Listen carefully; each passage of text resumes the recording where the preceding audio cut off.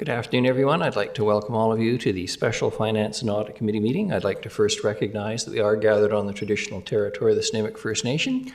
I'm particularly grateful to see such a keen interest in public debate here today. Our clerk today will be Ms. Sheila Gurry. Today's Special Finance and Audit Committee meeting will be held in accordance with the Community Charter and Council Procedure Bylaw 2018, number 7272. Question period sign-up sheet is on the table by the double doors to my left. For agenda items only. If during the meeting any member of the gallery has a question regarding an agenda item, please write down your name and number on the sheet. Members of council have also been permitted to join the meetings electronically, and I understand that Councillor Gesselbrock will be joining us shortly. First item on the agenda is the introduction of late items. Ms. Gurry, please, we have one. Yes, thank you, Your Worship. Agenda item 4A, 2023 to 2027 draft financial plan recap. We're replacing the PowerPoint presentation with a revised version. And that's everything, Your Worship. Very good, thank you. Motion for adoption of the agenda. Moved Councillor Perino, seconded Councillor Thorpe. All those in favor? Any opposed? None. Motion carries. And presentations, Ms. Mercer, been your week here. It must feel like second home practically. The 2023-2027 draft financial plan recap, please. Thank you, Your Worship. So today we are here to present the updated recap. So I'll start with that. There were a couple of changes that we've had since we presented last week. So I'll give you a revised recap of all of those changes, and then we'll go into the individual decision slides. So I'm going to go through them all, and then I'll come back to the first one, and then discussion can start from there. I think that is it for that. I don't think I have anything else to tell you there. Okay, so I went too far. So our revised tax increase is 6.1%, so that's the 1% for asset management. That did not change, but we had a 0.1% drop for the general property tax increase, and I'll talk to the drivers of that in a couple of slides. So there were no changes to the percentage increases for water and sewer. However, there was a change for the sanitary user fee, and since the draft budget was developed, we've had new information on the timing of the 3 new garbage trucks that are coming. And so as the trucks are expected to arrive in March, we had to go back and recalculate the debt payments and some truck rental costs.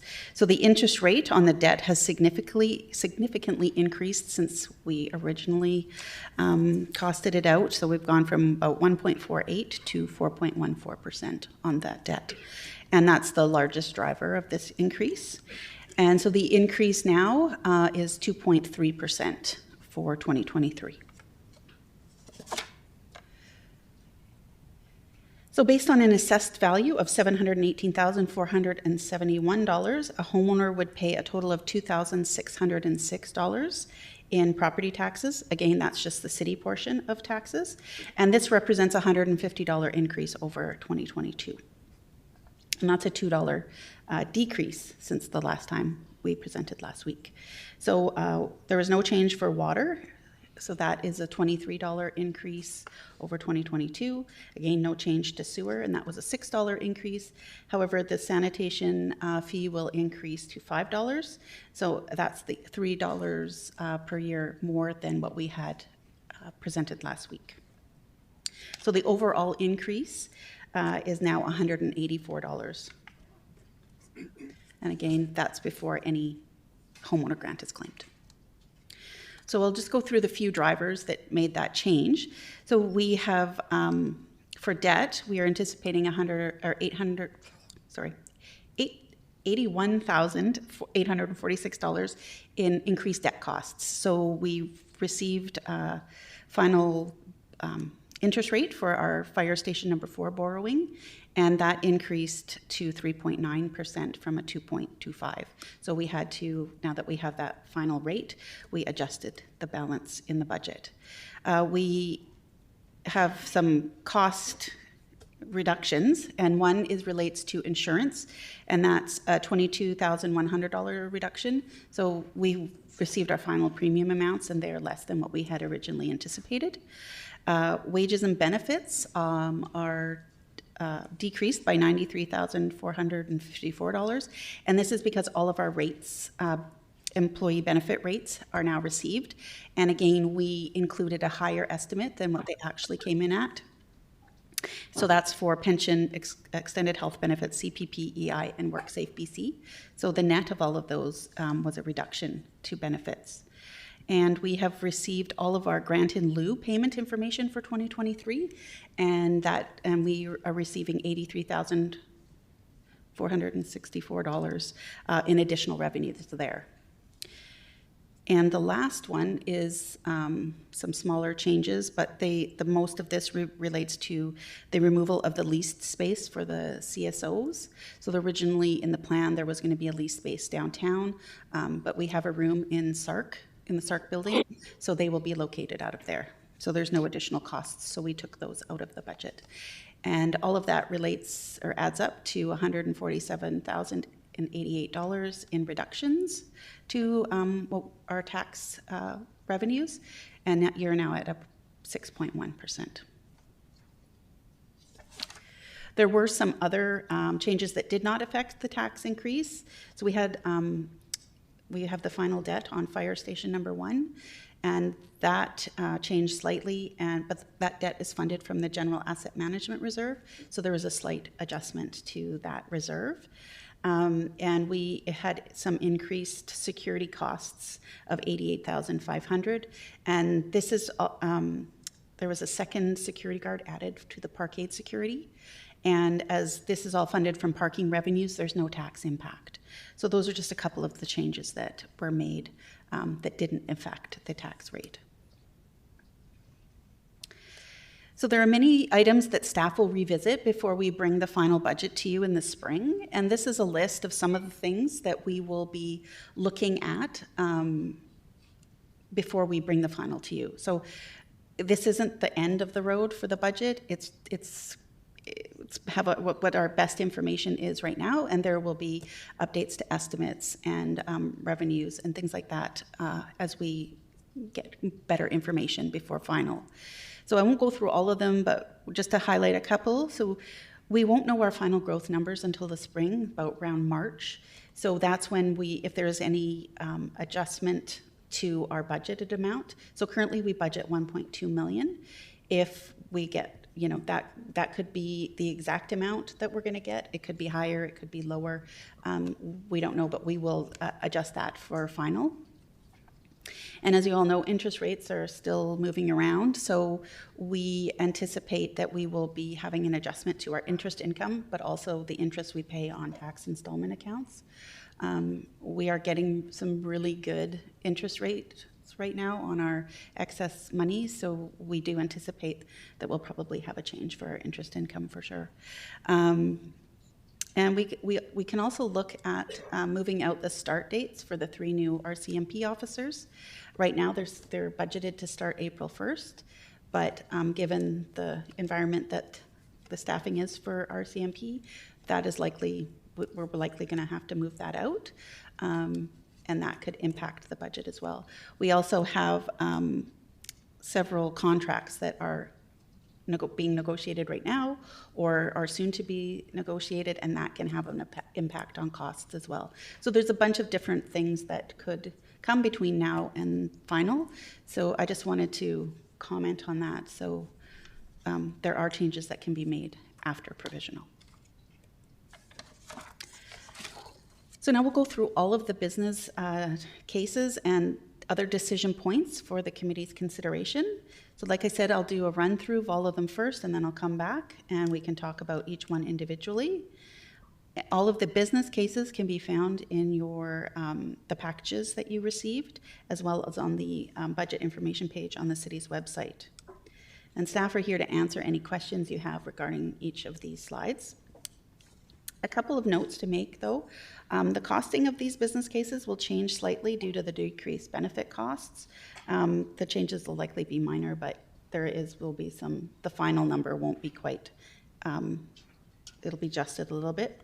And any business case that council approves will have an increased effect on 2024 because we will have an April 1st start date and the full costs won't be realized till 2024. So there's some increase that bleeds into 2024.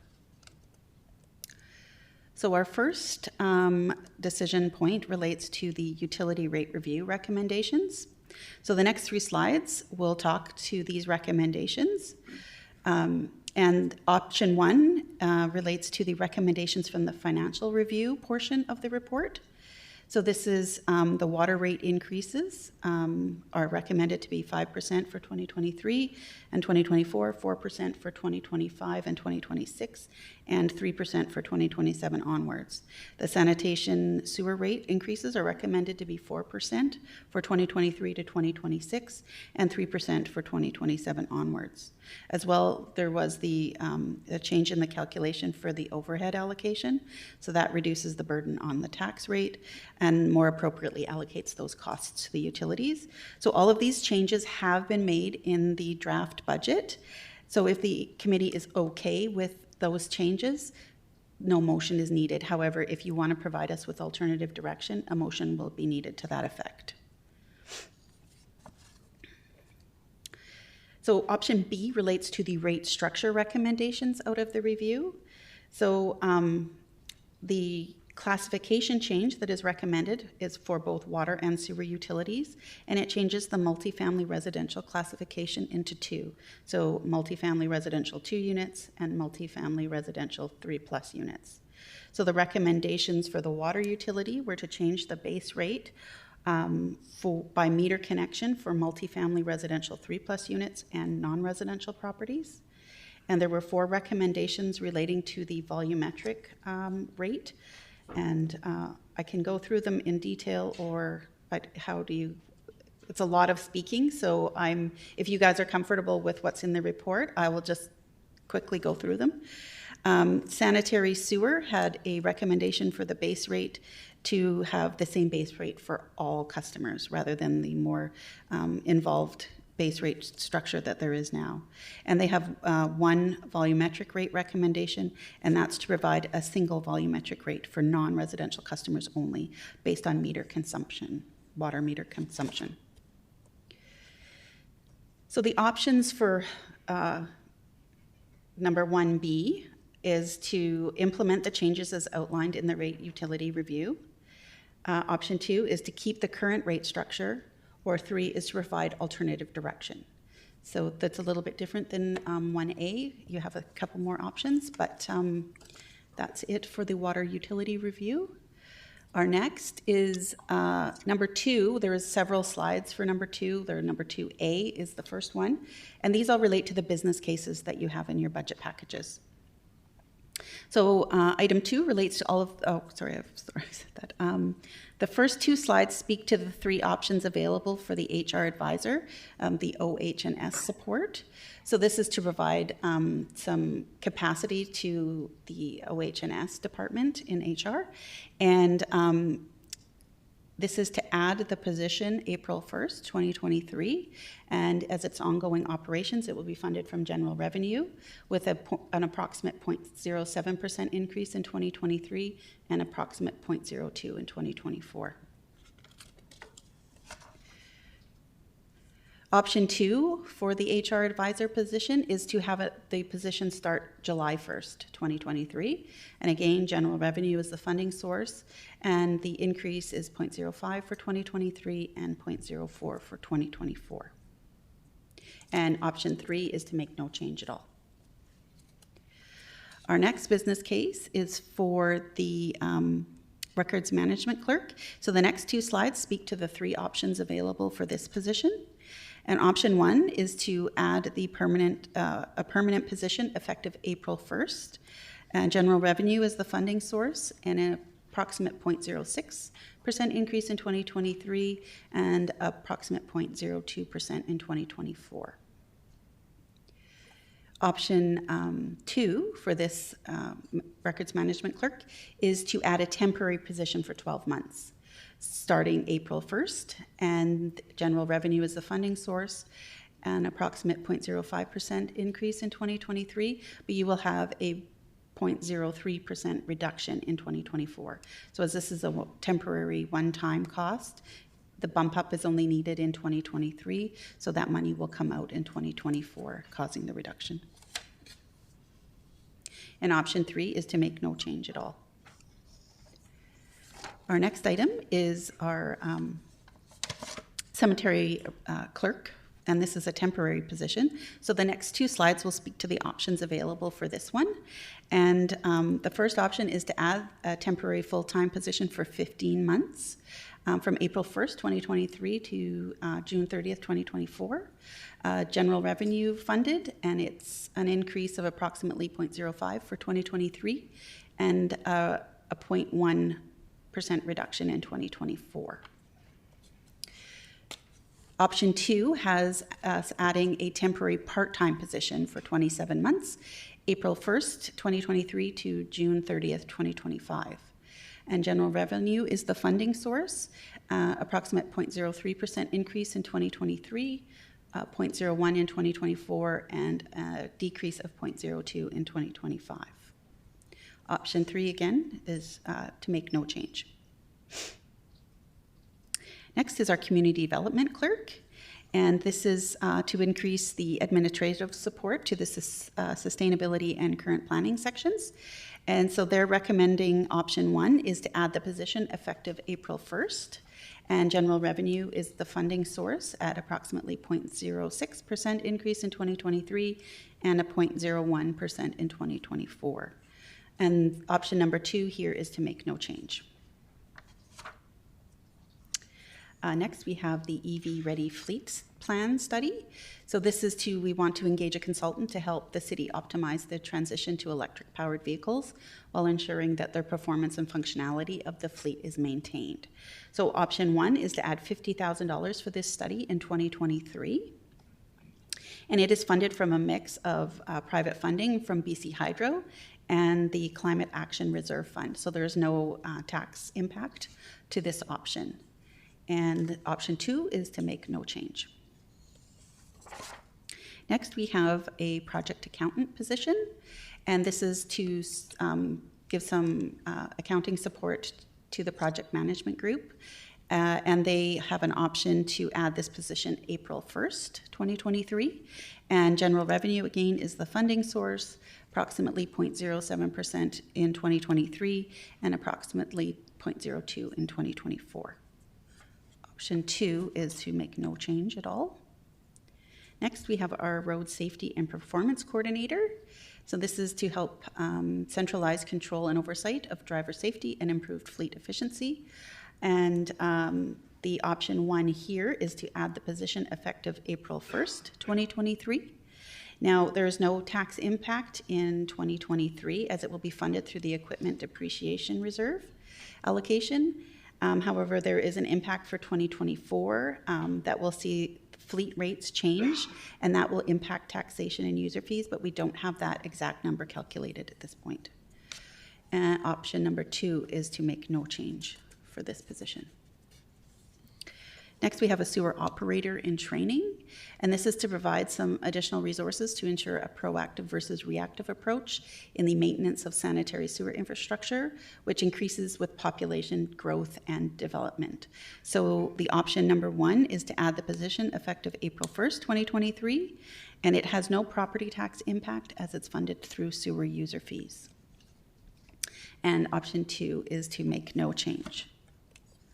Our next is a water operator in training. So this is exactly the same as the sewer operator in training in purpose. However, it would be funded through water user fees, so no tax impact here. And that position would have an April 1st start. Councillor Hemmons has a question. Yes. Thank you, Your Worship. Through you to Ms. Mercer. The last 2 positions you just referenced, Yep. would they, if we awarded funding this year, but not through taxation, would it come out in 2024 from taxation? And do we know how much that would be? No. So for the, through your worship to Councillor Hemmons, so the operator in training for water and sewer would always be funded through the utilities. Okay. Yeah. Great.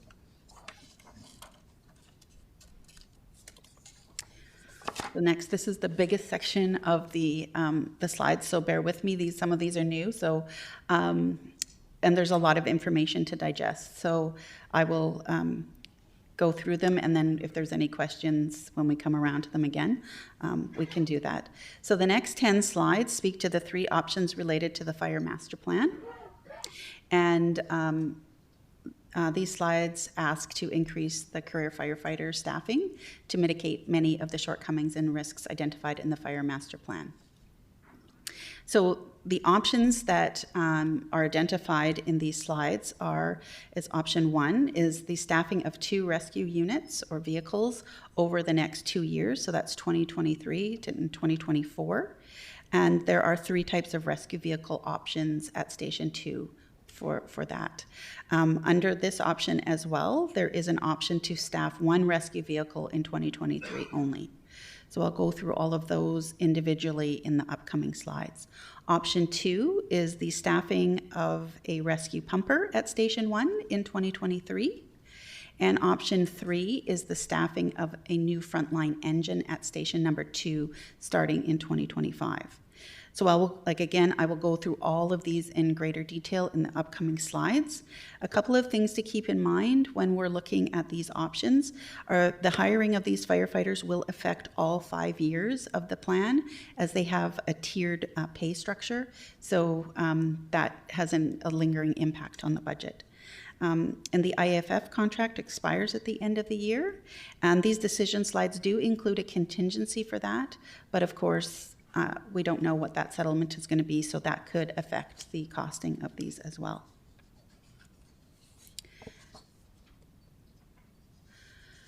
So we'll start with option 1A, and this option is to add 10 new firefighter positions starting August 1st, 2023, and another 10 starting on January 1st, 2024, for a total of 20 officers.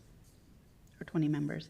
And the funding for these positions would come from general taxation and has an approximate 0.44% in 23, 1.21% increase in 2024, a 0.18% in 2025, 0.26% in 2026, and a 0.29% increase in 2027. So with this option, the vehicle, so we have 3 different rescue vehicle options. So with this one, we would be utilizing the existing planned fleet purchase. So that's already in the plan. So there would be no cost impact because these are already included in the plan. So that's a light rescue vehicle at Station number 1, and Station number 2 would see a heavy rescue vehicle. So again, no cost impact to those, as those are already in the budget. So the only increase for this option is just the staffing costs. Option 1B has the same staffing structure and cost as 1A, but for the vehicles, it keeps the existing planned fleet purchases, so we do have a light rescue vehicle and a heavy rescue vehicle still being in the plan to be purchased, and it adds another light rescue vehicle. So this would mean that at Station 1 and 2, they would both each have a light rescue vehicle, and the heavy rescue vehicle would be it would be a general use vehicle for the department. And this option does have a cost impact relating to the purchase of the additional light rescue vehicle, and we have 2 funding options for this vehicle. We could fund it through general revenue, and that would be a 0.5% increase for 2023. Then you would see a decrease in 2024 of approximately 0.47%. The second funding option for this is to fund it through the Strategic Infrastructure Reserve, and there would be no tax impact to that option. Option 1C, again, is the same staffing structure and costing as 1A and B. However, the option here for the vehicle is to remove the heavy rescue vehicle from the plan and add the additional light rescue vehicle in its place. So in theory, the light rescue vehicle should cost less than the heavy rescue vehicle, so there was no additional funding needed for this option. And option 1D, so this is a little bit different than the previous 3, is this option only adds 10 new firefighter positions starting August 1st, August 1st, 2023. So there would be no additions for 2024. This was identified in the business case, and that's why it's included as a slide here. And again, the increases, expected increases are 0.44% in 2023, a 0.37 in 24, 0.14 in 2025 and 2026, and a 0.13 in 2027. So as this utilizes the existing planned fleet purchases, there is no additional costs needed for this option. And option 1E is to make no motion here or make no change. The second option is the staffing of a rescue pumper. So if this recommends at the addition of 20 new firefighters effective August 1st, 2023, and the purchase of a rescue pumper vehicle at Station 1. So staffing of all 20 new firefighters would be funded from general revenue and has an impact to all 5 years of the plan.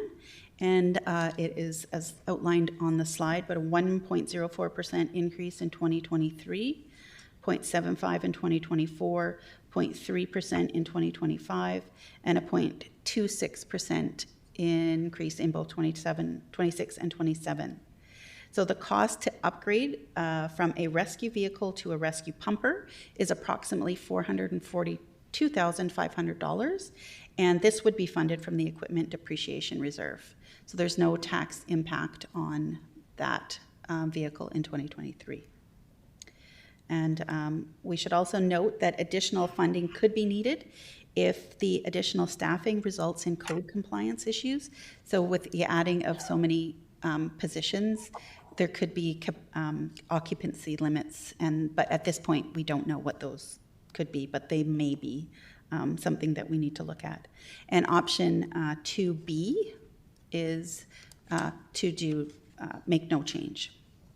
And this is the motion if council wanted to opt for this, adding these 20 officers in 2023, this is the motion that you would use. And our last option is option 3, and this is a staffing of a frontline engine. So this option recommends the addition of 20 new firefighters effective January 1st, 2025, and the purchase of a frontline engine for station number 2. So the staffing of new firefighters would be funded from general revenue and has an impact 2 years, 2024 through 2027 of the plan due to this pay structure for fire. So a 0.22% increase in 2024, approximate 1.46 in 2025, a 0.2% increase in 2026, and a 0.26 in 2027. So there may be some other additional staffing that is needed to support these new positions. So, but further planning is needed to be done before we know exactly what that looks like. It could be administrative support and that kind of thing. So because we've just started costing this, those kind of the finer details haven't been completely polished out yet. So the cost of a new fire engine is approximately $1,224,300. And there are 2 funding options for this. We could fund it through Council's Strategic Infrastructure Reserve Fund, or you could fund it through general revenue. And that would have a 0.9% increase in 2024, but you will see a reduction in 2025 of approximately 0.85%. So those are all of the options for the fire master plan. Oh, pardon me, sorry. I forgot there was another. There is also some renos or modifications to buildings that will need to be done with this option. So we have estimated a range of costs to do this work. However, again, further investigation would be needed to really kind of work out exactly what work needs to be done and the associated costs. So we do have a range of costs. For 2023, that range is $255,000 to $710,000, depending on the extent of the work needed. And that's approximately a 0.2% increase to a 0.56% increase. For 2024, the cost would be anywhere from $234,000 to $741,000. So that would see anywhere from a reduction of 0.02 to an addition of 0.02, depending on what kind of work is needed in 2024. And in 2025, there are no costs, but you will see a 0.16 to a 0.15% reduction in taxes, as these are one-time costs and that funding is no longer needed, so they come out of the budget, and that results in a bit of a decrease. Your Worship. Councillor Bruno. Just for clarification, if I could, please. Sorry, Your Worship, through you. So the 2023 cost is if we have all the staff come in 2023. Would it be again in 2020? Why would it be again in 2024? If the retrofitting for the extra manpower and equipment and so forth, why would you have it again in 2024? So if you added them in 2023, there would be some minor modifications. That's the 2020. Yeah, I know. Yeah. And then, so there wouldn't be that much work in theory that should be done. However, in 2025, so you've added 20 in 2023, and then you're going to add another 20 in 2025. And this there is more modifications or renovations that need to be done. And that's what this is talking to. Okay. Okay. Thank you very much, Your Worship. And again, if option number 3 was what the committee wanted to add, this is the motion that you would use. And option 3B would be to make no change at all. So that's the end for the fire master plan implementation. We will come back to that and go over it, and I can answer any questions you have on that one. Our next business case is for a project budget accounting clerk, and this is to provide some additional resources for the Parks and Rec and Culture Department for their project workload. So this adds a position effective April 1st, 2023, and it's funded from general revenue with a 0.08% increase in 2023 and a 0.01 in 2024. Option 2 is to make no change. The next 2 slides speak to the 3 options available for the Recreation and Culture Assistant Coordinators. So the option number 1 is to add 2 part-time positions over 2 years. And 1 position starts effective April 1st, 2023, and the second effective January 1st, 2024. And these are funded from general revenue, and the impact is approximately 0.04 in 2023 and 0.05 in 2024. Option 2 adds 2 part-time positions, both in 2023. And they would have an April 1st effective date, and general revenue would be the funding, and the tax increase is approximately 0.08 in 2023 and 0.01 in 2024. And option 3 for this one is, again, to make no change. So the next 2 slides relate to 3 options relating to the RCMP contract. So the draft financial plan budgets the RCMP contract at 95% of the total cost. So, and that's for all 5 years of the plan.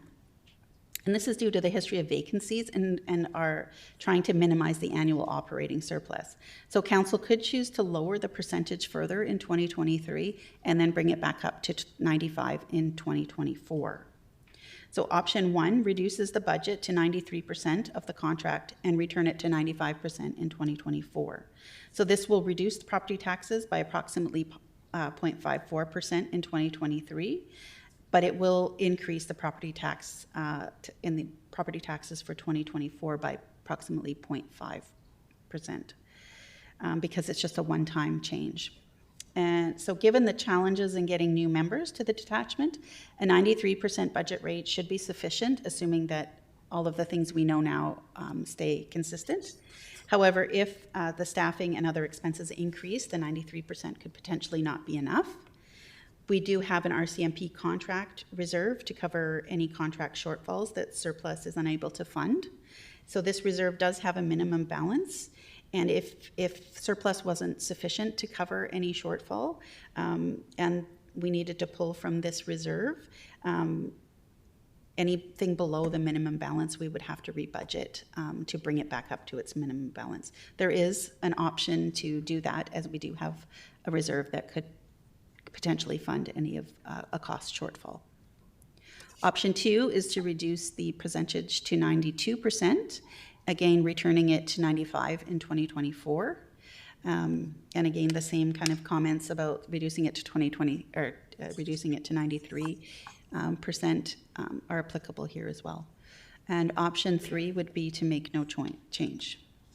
The other, I'll just say that this decision point could be delayed until final, and at that point we would have better information on staffing levels. So that is an option to hold off on this one till final. So number 4, so this is not a business case. This is an option, an additional option for council. So these next two slides speak to the 3 options available for increasing the annual budget for other grants. An information report is attached to the agenda today that provides the committee with some background information on this topic. And there are 3 options that we have. Option 1 increases the annual budget to $30,000 per year.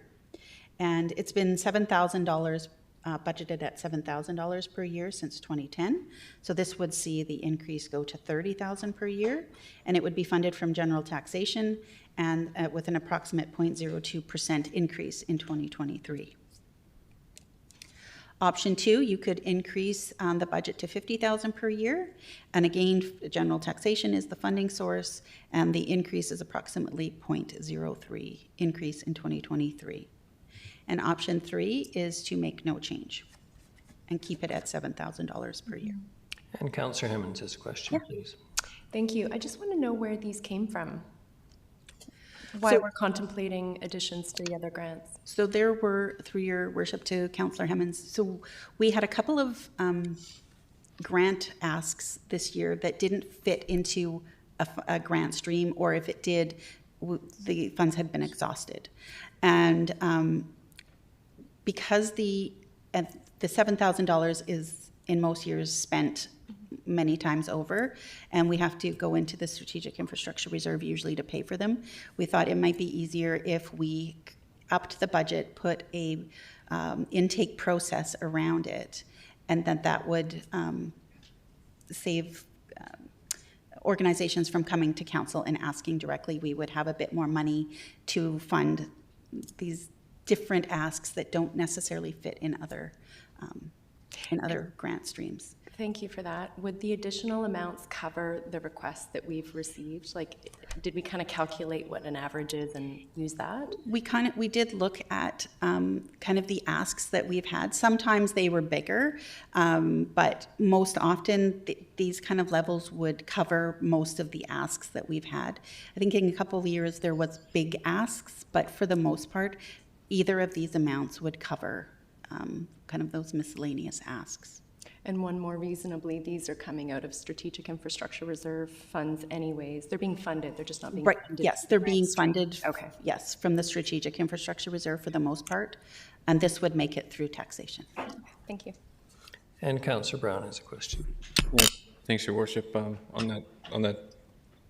the same topic here, I think in the 2019 budget there was $100,000 that was removed that existed around, I forget the name of it, but it was essentially a little slush fund. It was council contingency. Council contingency. Yeah. So would this essentially be reestablishing that by a slightly different name? Slightly different, and it would have an intake process. Okay. With it. Yeah. Thank you.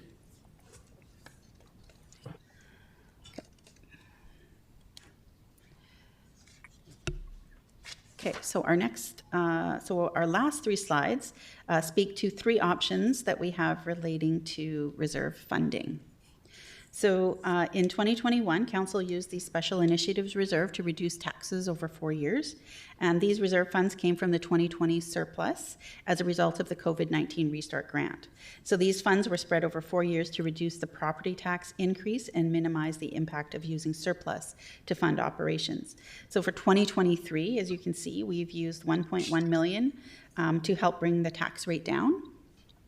And the current financial plan also has funding from the Special Initiatives Reserve to reduce taxes by $300,000 in 2024 and a further $100,000 in 2025. So option number 1 is to take the funding from 2024 and 2025 and allocate it all to 2023. So this adds $400,000 to total out $1.5 million in tax reduction in 2023. And this results in an approximate 0.31 tax reduction for 2023. However, the drawback to this option is that the property taxes will go up in 2024 by approximately 0.53. And there are some reductions in 2025 and 2026. And the way when you pull things out and add it around, there is some reduction in 25 and 26. So slightly, it gets complicated with the math, but 23 would see a reduction, 24 would see an increase, and the last 2 years would see a slight reduction in tax increase. And option number 2 was brought up yesterday at our meeting, and that was to eliminate the $1.5 million in reserve funding for all the years. And this would eliminate $1.5 million in reserve funding and result in an increase to taxes in 2023 of approximately 0.87%. However, as this is one-time funding adjustment, you would see tax decreases in 2024 of 0.59, 0.14 reduction in 2025, and a reduction of 0.07 in 2026. And option 3 is to make no change. And so that is the end of all of the options. So now I'm going to go back to the beginning and we can have further discussion on each slide.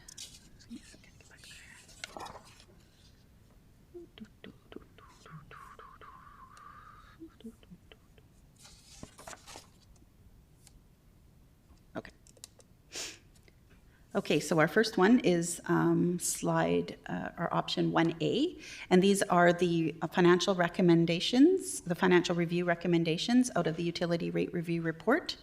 And so council has the option to accept the changes that are recommended in the report or provide alternative direction.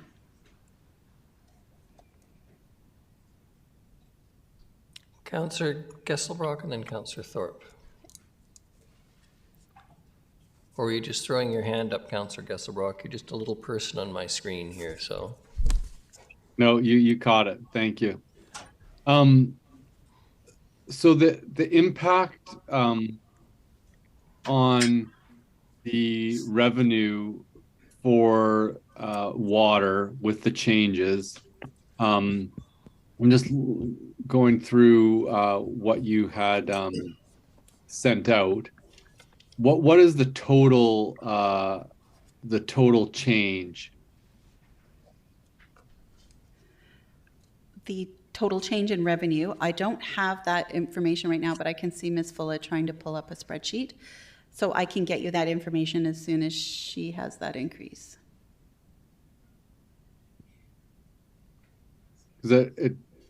I've got the thing, the water utility revenue analysis, and the change, it says minus 0.8 million. Right, and so one of the things I would point out on this sheet that was handed out is that, sorry, just let me get my note.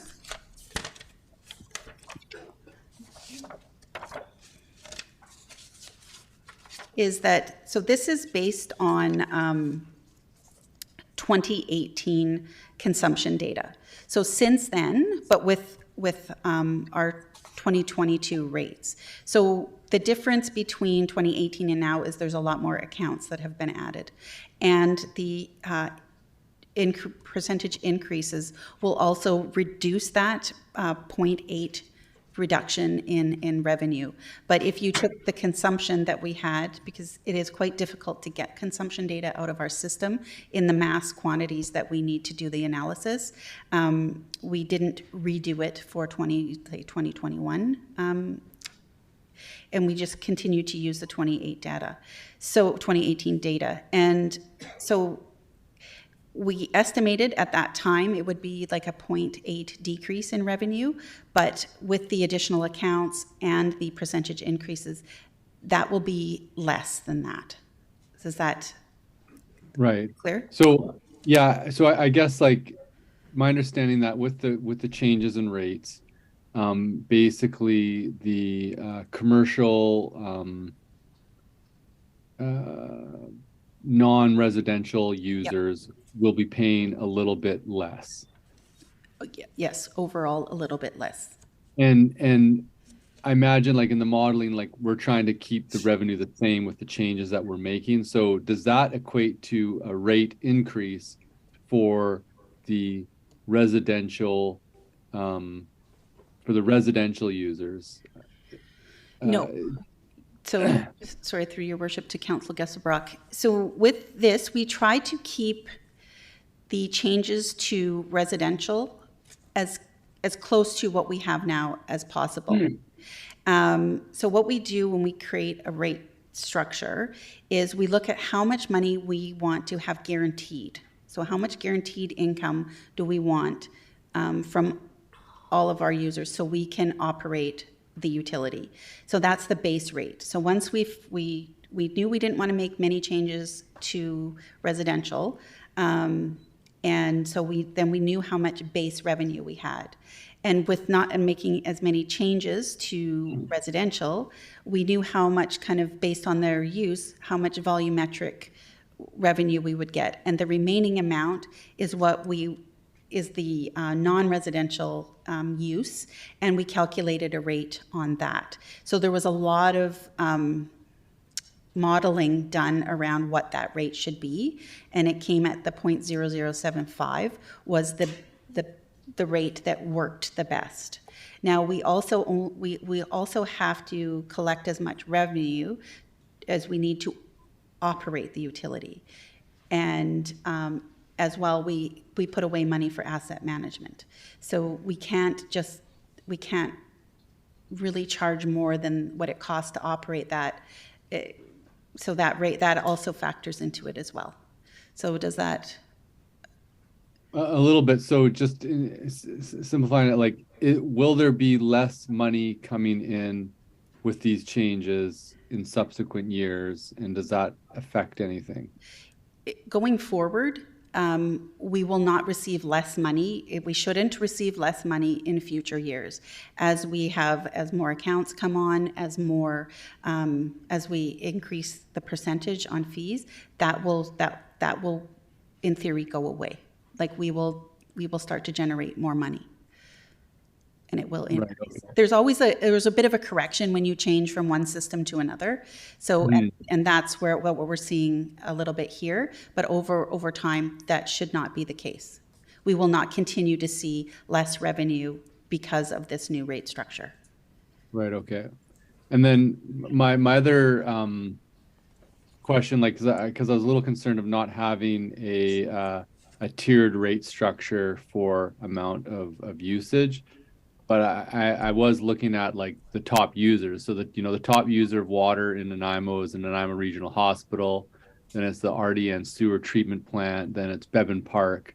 Yeah. And I guess, like, will all these organizations see a decrease in, like, a lot of them are institutions. Mm-hmm. But there are some like private, like I think St. Jean's Cannery is the next one through. There's a mobile home park, but will they see large decreases in the amount that they're paying per month per 3 months? They will see a decrease. However, because we're changing the way we're doing the sewer structure, they will pay more in their sewer. So overall, they will probably pay a little bit more, but it'll be relatively close to what they're paying now. It's hard to say because it depends on, each one is slightly, they use water in different ways, right? So that generally is the overall, is they may pay a bit less in water, but they'll pay a bit more in sewer because we're now charging sewer based on water consumption. Right, okay. Yep. Great, thank you. Councillor Thorpe. Thank you, Your Worship. I see Councillor Brown wishes to speak, and I was prepared to make a motion, so if he wishes to go first. Councillor Brown. Thank you, Councillor Thorpe. I actually just have a couple general questions that the answers to will kind of shape probably how I vote throughout, and so I was just wondering if now would be appropriate time to sort of ask them. Okay. Really, I think I'm just coming back to that key budget drivers and you know, the increased pressures or decreased pressures and things like that. And one of them was the $267,000 for the electoral approval. Okay. So my understanding is that's for the hold the referendum, potentially hold the referendum, some of the major capital projects. I assume that's coming from general taxation. Yes, that is correct. And so my question would be, obviously that 267 could potentially be used in 2023, but that increase would carry over. Is that allocated for things in the future? I don't need to know what they are. I'm just wondering if that was removed, is that going to have implications down the line for how things are funded?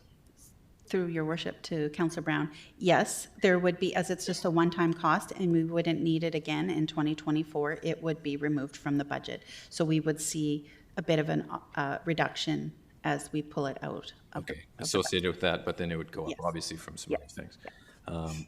Okay, so, and then the second part of my question,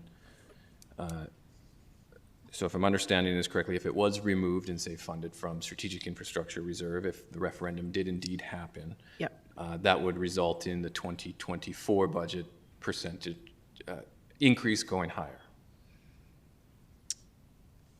If we funded it from council's SIR and we didn't need it in 2024, there would be no impact.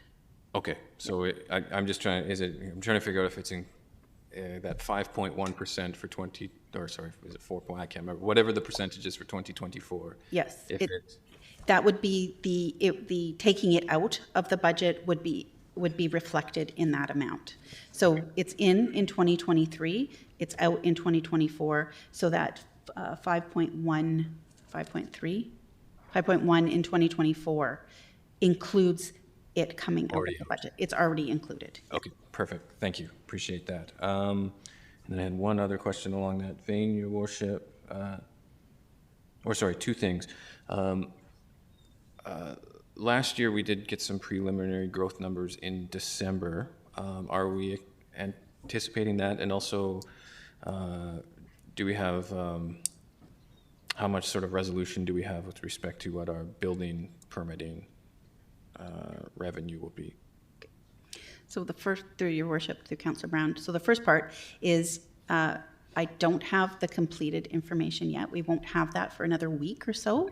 And when we originally took a sneak peek at the report, BC Assessment hadn't finished adding all of their changes, so it would be an incomplete report at that point.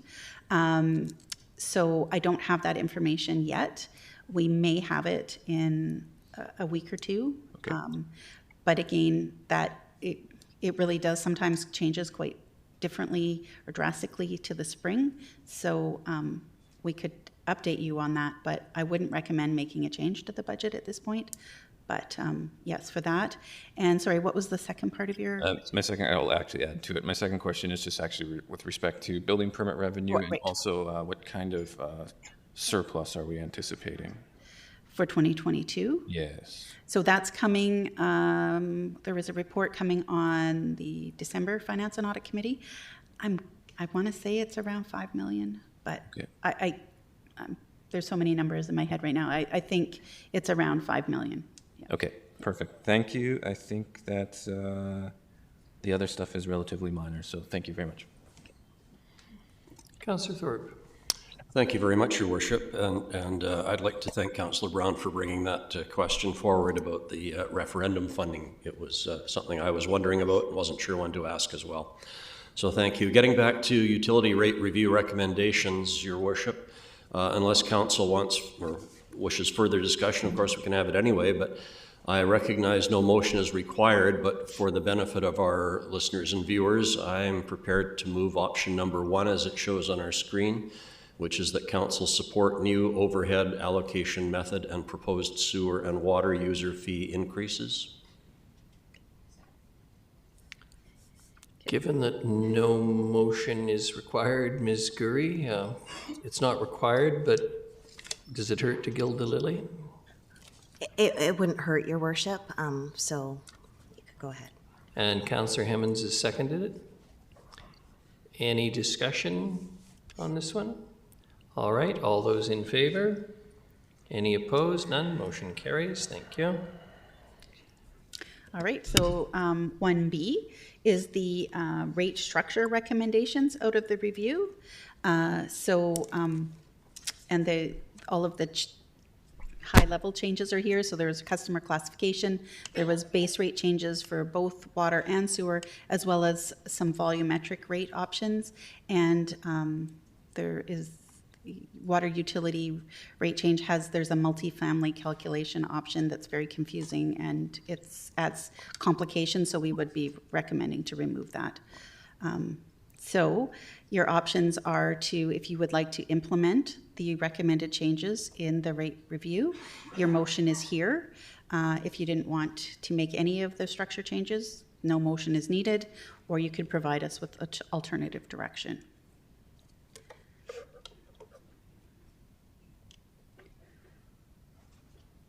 I would hope someone would make a motion. We've got some speakers. Councillor Hemmons, sorry. No, that's okay. Thank you. I'll remove the recommended option. Thank you. And then we've got Councillor Eastmere. Are you seconding? Sure, yes, but I would also just like to ask about the what we discussed around a potential agricultural water rate. Is that something that we would discuss in the future if we bring? We could discuss it now, or we could leave that as something to discuss in the new year. It's really up to your. But moving this forward today doesn't preclude us from having. No, that it does not. Okay. Yeah, it would be just an amendment to the bylaw if we wanted to include anything about an agricultural rate. Yeah, so seconded. Thank you. Thank you very much. Any discussion? Seeing none, all those in favor? Any opposed? None. Motion carries. Thank you. Okay, so we're moving on to the business cases. So this is the business case for the HR advisor, the OH&S support person or position. Mr. Van Horn, here to plead your case. Yeah, first off, I'd just like to thank the executive and membership of Local 905 for showing up to support me on this, so thanks so much. And I thought they were just keen citizens interested in this. So yes, this business case, I'll be brief. I realize you've got a lot of work ahead of you today. This is an addition to our staffing, which we've not had in HR since 2007. This is to provide additional support in the OH&S section. So right now we've got a health and safety manager and a health and safety coordinator who does a lot of the boots on the ground sort of work. But there's a lot of the other administrative type tasks that unfortunately fall to, I know you've met Mr. Weatherby, our health and safety manager.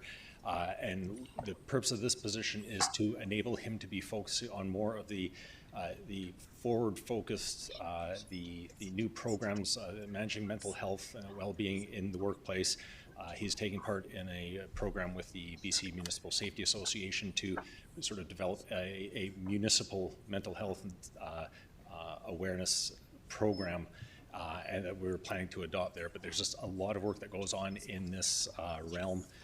And when we are trying to get case management operating and get people back to work and doing meaningful work as soon as we can, there's sometimes the delays that just occur because he's pulled off doing other things. We've got great support within HR, but being a little depleted and not having the dedicated focus, we are noticing that this is an area where we have a manager doing something where we'd really rather have him doing something else. And our focus within our department has been shunting as many people over to recruitment as we possibly can, just so our other departments can be more fully staffed. So perhaps I'll just pause there and see if there's any questions or inquiries. Thank you very much. Councillor Brown. Thank you, Worship. I have a question, maybe to Mr. Van Horn or maybe Mr. Rudolph. More appropriately, I'll leave that to you guys to decide. But I understand this business case was prepared before there was council requested yesterday for some additional information around the rephasing of the fire services master plan, which could potentially result in 40, depending on what council contemplates and decides. I'm just curious, that is a significant increase in personnel, and I'm just, you know, whenever there's a jump like that, obviously there's HR implications in respect to how we manage it and all that sort of thing. So I'm just curious if that has been contemplated in you know, what, I guess it might be really hard to resolve, to answer, because I think some things still need to be worked out, but I'm just wondering is there a gap that already exists with respect to what the ideal of what we would want to be providing in terms of service from the HR function, and would that gap grow with some of the decisions that council may make today or not? Through the chair to Councillor Brown, I think what this position is an attempt to bolster what we've identified as a sort of shortcoming within our department in terms of resourcing for it. But I think that's driven by increased need out there within our organization and just increased identification of stressors in the workplace. I think if council is to make decisions that result significantly in increased staffing, chances are that in future years, and perhaps even as soon as next year, you might be seeing another business case put forward once we can get hopefully back up to full staffing, and once we can get positions on stream, and then have another assessment as to where we think more additional resources and human resources would best be put. Okay, thank you. Your Worship, if I could also comment, I think it's a great question. It's a question that's endemic in all of our business cases, and we tell you that staffing is the responsibility of staff, and yet we're coming to you asking for your approval of certain positions. The cumulative add up of all these positions that are non-fire is about a 0.42 increase if you go with the most optimistic scenario presented. This is across the organization, which is feeling pressure because of the growth and all the change. So across the entire organization, there are pressure points. HR is one of them, and on top of that, they've had the unfortunate circumstance of a turnover about half of their staff this year. So that makes it more challenging, and then all the recruitment challenges that they face with redoing advertisements and all sorts of things. So I'm just throwing that out there as a possible alternative for you, is to, instead of going through every business case on the non-fire side, is to just be mindful of that. And if you could either give a block vote on that, which would be, or you could just say no, up to a certain amount, and let us figure out what the priorities are in terms of the operational priorities in the organization. But this is the short list of a much longer list that was put together. So this is the culmination of a process by management. So I just wanted to put that out there in terms of relative terms. It doesn't deal with the other issues of grants and studies and things towards the end of the slide deck. So be pleased to revisit each of those if you want. I thought that was a really good question, and what it helps to do, if you hear the updates on each of those business cases, it reinforces what I think I've just said. In each of the areas, we are facing pressure, and in order to keep up with the service delivery demands of departments and the customers, the citizens, that's how this has been put together. So we're back to the HR point, but if you wanted to, it's your pleasure to go through each of them, that's great. That's what we normally do. But if you wanted to do it a different way, there are options there for you. Before I go to Councillor Perino, I was going to say to comment further on what Councillor Eastmere raised, reminding us it's not written in stone. It's we're throwing a pot here, and we're not firing the glaze on it today. So. We can keep that in mind. Councillor Perino. Thank you, Your Worship. I'm not sure what you mean by that statement. Can you clarify? I simply mean that what we vote on today is not the final budget. It'll be back to us again for approval. Okay. So thank you. Not permanent. Okay, thank you. You don't have to throw out the whole pot. No, that's great. That's great. Thank you. And that is clay pot, by the way. Yeah, no, I appreciate that. But the question that I have through you, Your Worship, is to Mr. Rudolph. The problem that I'm having is obviously the biggest ask today that we're facing is regarding the fire master plan implementation. And I almost wish we could do that one first, number one, because I suspect the audience that we have is probably here to hear that part of the discussion as much as they want to hear about HR. Everyone does. So that's my one point. But the other part is that it's very hard to tackle and I don't want to say minor, the minor asks by comparison, but it's quite a substantial difference. And as you've just said, if it's a 0.4, that's helpful for me to have an understanding of that, because we're looking at something possibly more substantial, right, for the fire master plan. So I wish we could actually go there and then come back. That would be so up to we the know. chair, Madam. Been there, done that thing. You could do that. Sorry, I didn't ask her what the appropriate term was. No more, thank you. I'm good to give that one up. If I can interrupt proceedings here, we did vote on the agenda earlier. We did, and I apologize, hadn't thought. But I am in the hands of council on this. If you would prefer to move to the fire section, and we can stand Mr. Van Horn down for a few minutes, or however long it takes. You're absolutely right. I'm not seeing great objection, so unless someone wants to challenge this, then I suggest we move to that section that relates to the fire asks, if you will, and Mr. Van Horn, we'll come back to you. Thank you, Mr. Worship. Your worship, not Mr. Your worship. Now I'm really lost. Thank you. Chief Doyle, welcome.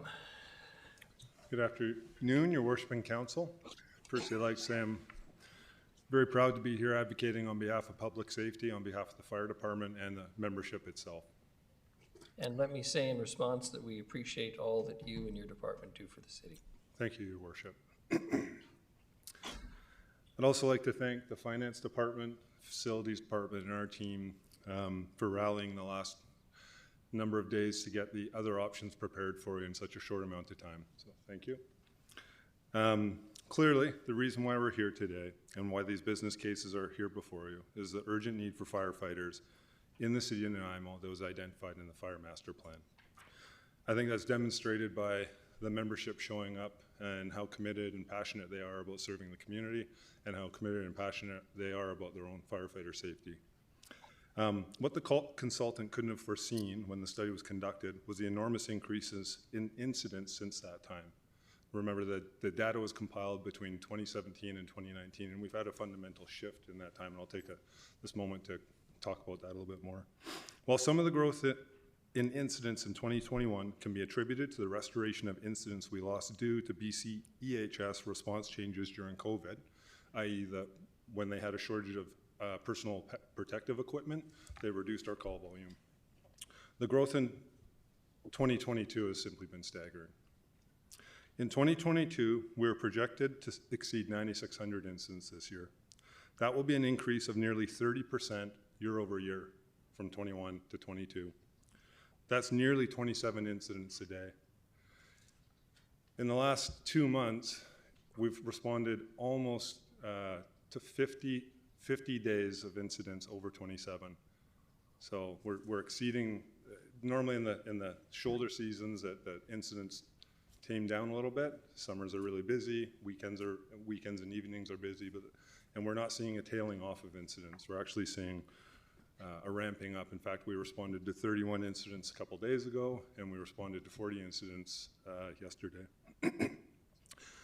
In fact, based on our data from 2017 to 19, the consultants expected NFR to reach this level of response somewhere between 2030 and 2035. What's even more alarming, if we experience the same level of year-over-year increase in 2023, NFR will exceed 12,000 incidents at the end of next year, which we were projected to reach 2 decades from now. Importantly, these level of incidents are stretching our resourcing into a territory that needs to be addressed. Also, we can't forget that our previous fire department master plan from 2005 was not fully completed. Thus, that's contributing to our urgent need right now. Just today, there's a media report on the Lower Mainland about Fire Station 2 in Vancouver being the busiest fire station in BC, perhaps in the country. While they may be the busiest in terms of the number of incidents they get there, that's the downtown east side, which I know everyone's familiar with, our firefighters at Station 1 will respond to more incidents per firefighter than their busiest fire station in BC, because we have 4 personnel at that station while they have 14 personnel at that station.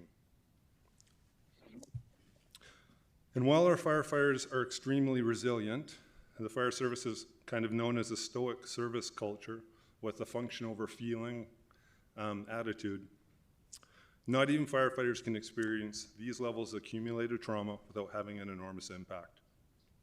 According to the BC Municipal Safety Association, approximately halfway through this year, $70 million in WorkSafe claims have been paid out. 40%, or $28 million, were related to mental health, and 65% were attributed to fire department personnel, with an average of $182,000 per claim paid out. It's important to remember that these Nanaimo firefighters are doing all this work while responding to more incidents than all but one peer, with less firefighters than all their peers, and not having other career departments for rapid support. Even by adding 20 firefighters in phase one, whether it's option one, option two, due to the amount of incidents we respond to now as opposed to when the master plan was done, the calls for firefighters still won't decrease, and I think that's why the option three has also been developed. I'll leave it there, and if anyone has any questions. Thank you very much, Chief Doyle. Very compelling presentation. Councillor Brown and then Councillor Perino. Thank you, Worship. I was just going to flag I'm ready to move a motion at the appropriate time. Councillor Perino, did you want to ask a question first? Sure, please. Thank you, Chief Doyle. If I could ask you, just explain for me, because my understanding was that you had ordered a truck in the 2022 year. Is that correct? We have a light rescue out, just out to tender right now. That's a light rescue unit that carries 2 firefighters, but doesn't have a fire pump on it, and a lot of the associated equipment. We need to do high acuity calls. Okay, so with 20 new firefighters, would it not be preferable to have a heavy? I'm not sure I'm using the right term, but feel free to correct. Certainly, yeah. We can talk about through your worship, yes. To Councillor Perino. I think what you're probably referencing, Councillor, is the difference between an engine or a heavy rescue, yes. Pumper versus a light rescue vehicle, if I may, yes. Paraphrase. Okay. When we staff an engine, it's safer for the public and firefighters because firefighters can perform all functions required by our department. And with more people on a large engine, yes. or a heavy rescue pumper, they can more effectively manage high acuity incidents such as structure fires, cardiac arrests, overdoses. It takes more hands than just 2 people there by themselves to do that. It takes a team to manage the bigger calls. A light rescue is limited by the number of firefighters it carries and the fact that it doesn't have a pump. Originally, 2 rescues were proposed because it's an incremental increase, and it doesn't require as many facility considerations, and our call volume was much less during the time of the study. Obviously, we've talked about that, and that has shifted a lot. Again, while the consultants reported that 2 rescue units will have a slightly higher probability of having someone from the fire department arrive on scene, it doesn't necessarily address that the unit arriving may not be able to perform all functions required of them. By staffing an engine in phase 1, it means we'll have more. It'll also mean that we have more firefighters downtown because that's where the fire engine will be placed, which is our busiest response area. Also, as it is so often the case, when all 4 fire trucks are tied up at a structure fire, or there's other incidents that we may be tied up at, technical rescue for one, this will also, by having an engine at the ready, will also give us a little bit of resilience in the system in phase 1, which is important because even during the time of the study, 25% of our incidents were running concurrent calls, duplistic calls. Yes. So I hope that answers, through the worship, I hope that answers Councillor Perino's. Thank you. If I can, just a couple more questions. So you've already got the lightweight truck on order. Can you change it to an engine? Through your worship, to Councillor Perino, because of the way our staffing works, it's complicated. I can Deputy Chief Whiting has a staffing matrix that he's prepared to share with you. We don't always just have, even as the case right now, we don't always just have minimum staffing. So I'll just, about 60% of the time we're actually at minimum staffing, with the other 40% having 1 or more additional firefighters. I will say that 1 or more is only 26% of the time that we have 1 or more additional. So 60% of the time we're right at the bare minimum. When our staffing swells outside of when there's not as many people injured on leave, suffering from mental health claims, just a variety of reasons why they wouldn't be at work, we sometimes do have additional staff though. And in phase one, I think it's important that we keep the light rescue because there's still times when we have an engine staffed at Station 1 that we need a rescue to run with additional staff. So there's a little bit of surplus benefit in the light one. in the short term, yeah, and it carries a little bit different equipment. Okay. Yeah, so I hope that answers, through your worship, Councillor Perino. If I can keep going. So when you talk about an engine, is that referred to as the heavy rescue vehicle? Is that right? Yes. Okay. I just wondered why, if you're looking at getting 20 more officers, why wouldn't you have ordered the heavy to begin with? Through your worship to Councillor Perino, we have a 10-year fleet replacement plan. Yes, you do, yeah. And the heavy rescue was always, it's been in there for the last 10 years. Yeah, it's been in there for 10 years to replace at this time. We have certain rules that dictate when we replace equipment and end-of-life considerations for the equipment. So that's why by shifting our heavy rescue next year yes. to a rescue pumper, we're kind of creating a hybrid unit. Although it's a little bit more money, okay. We better can carry a little bang. bit more equipment, yeah. a little bit more better bang for the buck. And okay. With engine 2, option 2, sorry, being proposed, that's a way to address 2 needs in one. So just, can I keep going? Thank you. So you are proposing that your preference would be option, which one? Just my option 2? Is that what you're? Option 2 and 3. Option 2 and 3, okay. Adopting option 2 and 3, an engine at Station 1 and an engine at Station 2 in 2025. Okay. And last question, 20 officers, you're so stretched right now, can you accommodate physically just maneuvering around 20 new people? That's a big adjustment. Through your worship to Councillor Perino, in the Fire Master Plan, there was the recommendation to, at some point in that timeline, to add a fire station. If we don't add a fire station, it definitely creates additional pressures, but we've spoken to facilities, yes. Jen McCaskill in particular, she's here and can speak to this a little bit more about some of the technicalities. We believe that we can get the staff into our existing 4 stations. Okay. With obviously with some considerations around code, where we're going to put everyone, perhaps some renovations at each station. Okay. A little bit more detailed analysis will have to be done on that we can do if this is approved and moving ahead. And if we were to agree to that today, it would not be until August 1st because of the time that it takes not only to hire but to outfit and so forth. And so therefore, the cost to us as a municipality would be considerably less because it's only 5 months versus the 12. That's correct. Okay. Our first phase, we have an exhaustive recruitment process because the work is extremely dangerous. Yes, of course. So we do psychometric testing, we do physical examinations, we do skills testing, multiple interviews. And then once we've identified candidates, because in any of these options, we don't have that much spare gear lying around just to put them in. We have to order that. And with supply chain, there is some time needed to do that. So that's why the August 1st date in phase 1, and then in option 3, it's being proposed in 2025. But that allows us, we think we can accommodate the first phase at Station 1, I think fairly seamlessly, and then as our staffing, if option 3 were adopted, that 2 years would give us the time to prepare for that. But it is a lot. There's a lot of work associated with that, with facilities, fleet. Our fire fleet across North America is taxed right now in the sense that it's always about 350 to 500 days to get a fire truck, a big fire truck. or a ladder truck or something along that lines. Because of Hurricane Ian, that's put pressure on the fire truck industry, and we're hearing reports of it taking longer.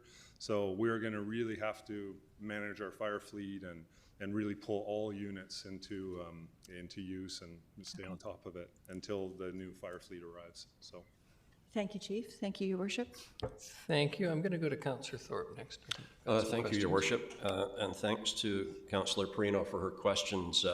One of them really was what I wanted to ask about, and I just still want to clarify, Chief, if I may, because I thought reading these reports we're dealing with two very related issues. One is staffing, personnel, and the other is type of equipment that we would think would be preferable and most useful. And so I was reading about rescue trucks and engines, and then I was reading about light rescue vehicles and heavy rescue vehicles and pumper trucks and rescue pumper trucks and what else do I see? Frontline engines. So can you just break it down very simply for me? I understand the rescue vehicles are smaller, carry less personnel, and therefore are more limited in their responsibility. Through Your Worship, Councillor Thorpe, that's correct. Okay. They're much smaller. They don't have a fire pump on them. They carry approximately 2 people, 2 to 4, but we would only have 2 people to put on them. And if it was a quad cab, a 4-door pickup truck, rescue truck. So. Okay, don't make it any more complicated. I won't make it complicated, so. So then a rescue pumper is basically a hybrid, slightly bigger than a rescue vehicle with a little bit more capability. It can pump water? That's correct. Through Your Worship, to Councillor Thorpe. A rescue pumper is a fire engine that can pump water, but is designed to carry a little bit more equipment. With a heavy rescue, they're very low frequency, just a heavy rescue without the pump on it. It's a low frequency, high risk kind of vehicle. By combining it into a hybrid vehicle, we'll get more use out of it, and we can use the budget that's already in our 2023 fleet replacement plan to accomplish both goals. Okay, thank you. And then finally, when you reference, or the report references a frontline engine, that's a full fire truck. That's correct. Those are, through your worship, the Councillor Thorpe, those are the fire trucks our fire department's been bragging about, and have been in the paper, and it's got the anti-idling technology. Correct. Full response capability. Full response capability. All right. I just wanted to be really clear on that. Thanks, Chief. Thank you. Back to Councillor Brown. Thanks, Your Worship. I'll move the hairy, audacious motion here, and I'd like to move options number 2 and 3, and if there's a seconder, I can speak to that. Seconded, Councillor Perino. Thanks, Your Worship. First of all, thanks, Chief Doyle, for the great breakdown there, and also I know you and the finance staff and your team were here late into the evening putting this together on council's request, so thank you for that. It helps contextualize and give us options.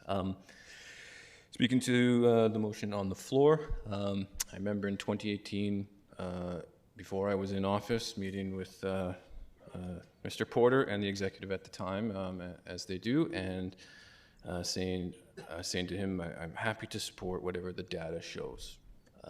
And I think both yourself and the IAF executive have even been holding back a little bit from the request in what the data shows and the volumes of calls from Station 1 and Station 2 in particular, and the year-over-year increases. So I appreciate that, but also I think as decision makers, we do need to look hard at the data to make responsible decisions. And my fear with some of those recommendations, or if we went a different route, is we're not even catching up to where we need to be, let alone taking that look for the future. Obviously, they're big numbers. I don't even think the small numbers are trivial, especially in today's day and age, because we do know affordability is challenging this community, and there's lots of stresses, property taxation bill being one, and a relatively minor one, but they do all add up, and people are hurting. So I don't think the decision is made lightly on any of these things. So the data shows, I think, very clearly that if we want to provide a level of service for a community of over 100,000, if we take core services very seriously and the safety of our citizens, but also more importantly, the response to modern challenges. The recent coroner's report for last month on opiate deaths or toxic drug deaths, let alone just the response for people that are fortunate not to survive, is staggering and not even plateauing. It's continuing to increase, and there's no end in sight. So that obviously falls down to emergency personnel as well. So I think this is the only responsible decision if we follow the data and we look at the challenge. It's a big number, I get it, but I think we would just be getting to a place of catch up. And if you're always reactive, but you can't plan for the future effectively. So.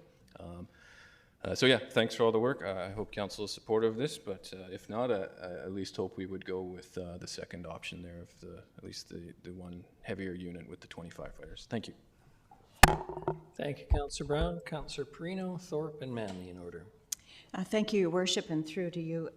There's three reasons why I'm going to be voting in favor of this motion. And the first one is obviously the pressure on staff, on your staff it's hard to put it into words. I've certainly seen it through, what medical staff have had to go through at the hospital and our police officers, and your department is right there. What you have to do on a daily basis is hard to put into words, and so we need to make sure that you are staffed so that you have enough to do the work that you need to do to take care of yourself, and not only yourselves, but our residents. So that's number one. As far as, I hate raising taxes. I hate it. But when it comes to the growth of this city, it's unbelievable how much we've grown. And even by the time you get those new officers, assuming that council is wise and votes in favor of this motion, that, we're just growing so fast. I just think, and we're going to encourage growth because we want our community to be beautiful and to be healthy into the future. So, it's important that your department grows to be able to handle the magnitude of the work that you've got ahead of you. And the third, and I think probably for me the most important, is the safety of our community. You need to be able to get to these incidences as quickly as possible. You need to do it with the right equipment, the right manpower, and we have to support that. So you'll have my support always. So thank you. Thank you so much. Thank you, Your Worship. Thank you, Councillor. Councillor Thorpe.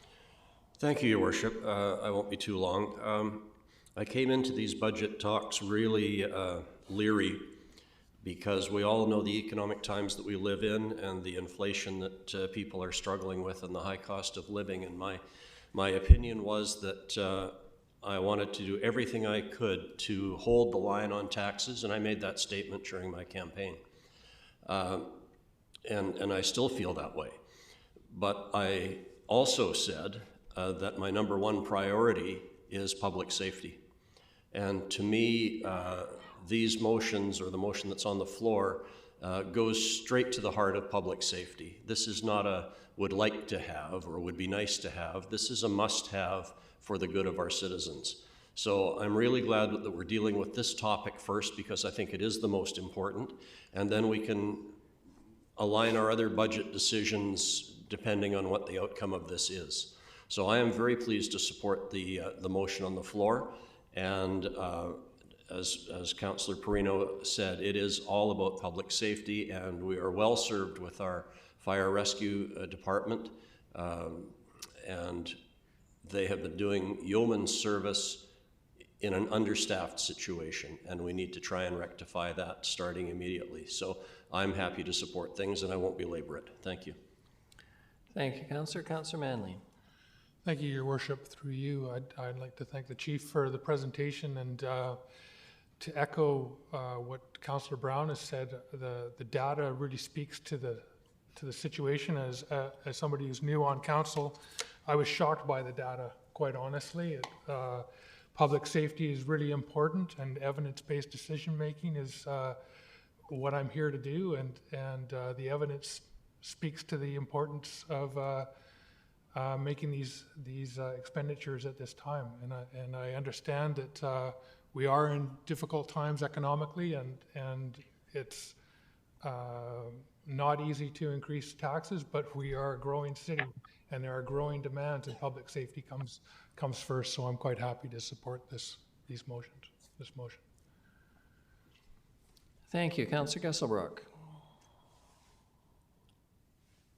Thanks, Your Worship. I think this is a pretty easy decision for me. The numbers speak for themselves.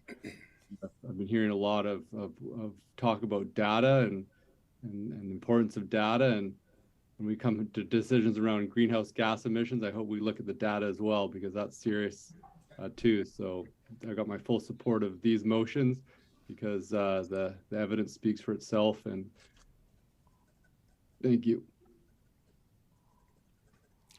Thank you very much, Councillor Gisselbrock. Firstly, I want to say that I was much moved by your comment, Chief Doyle, around, I believe you said, function over feeling.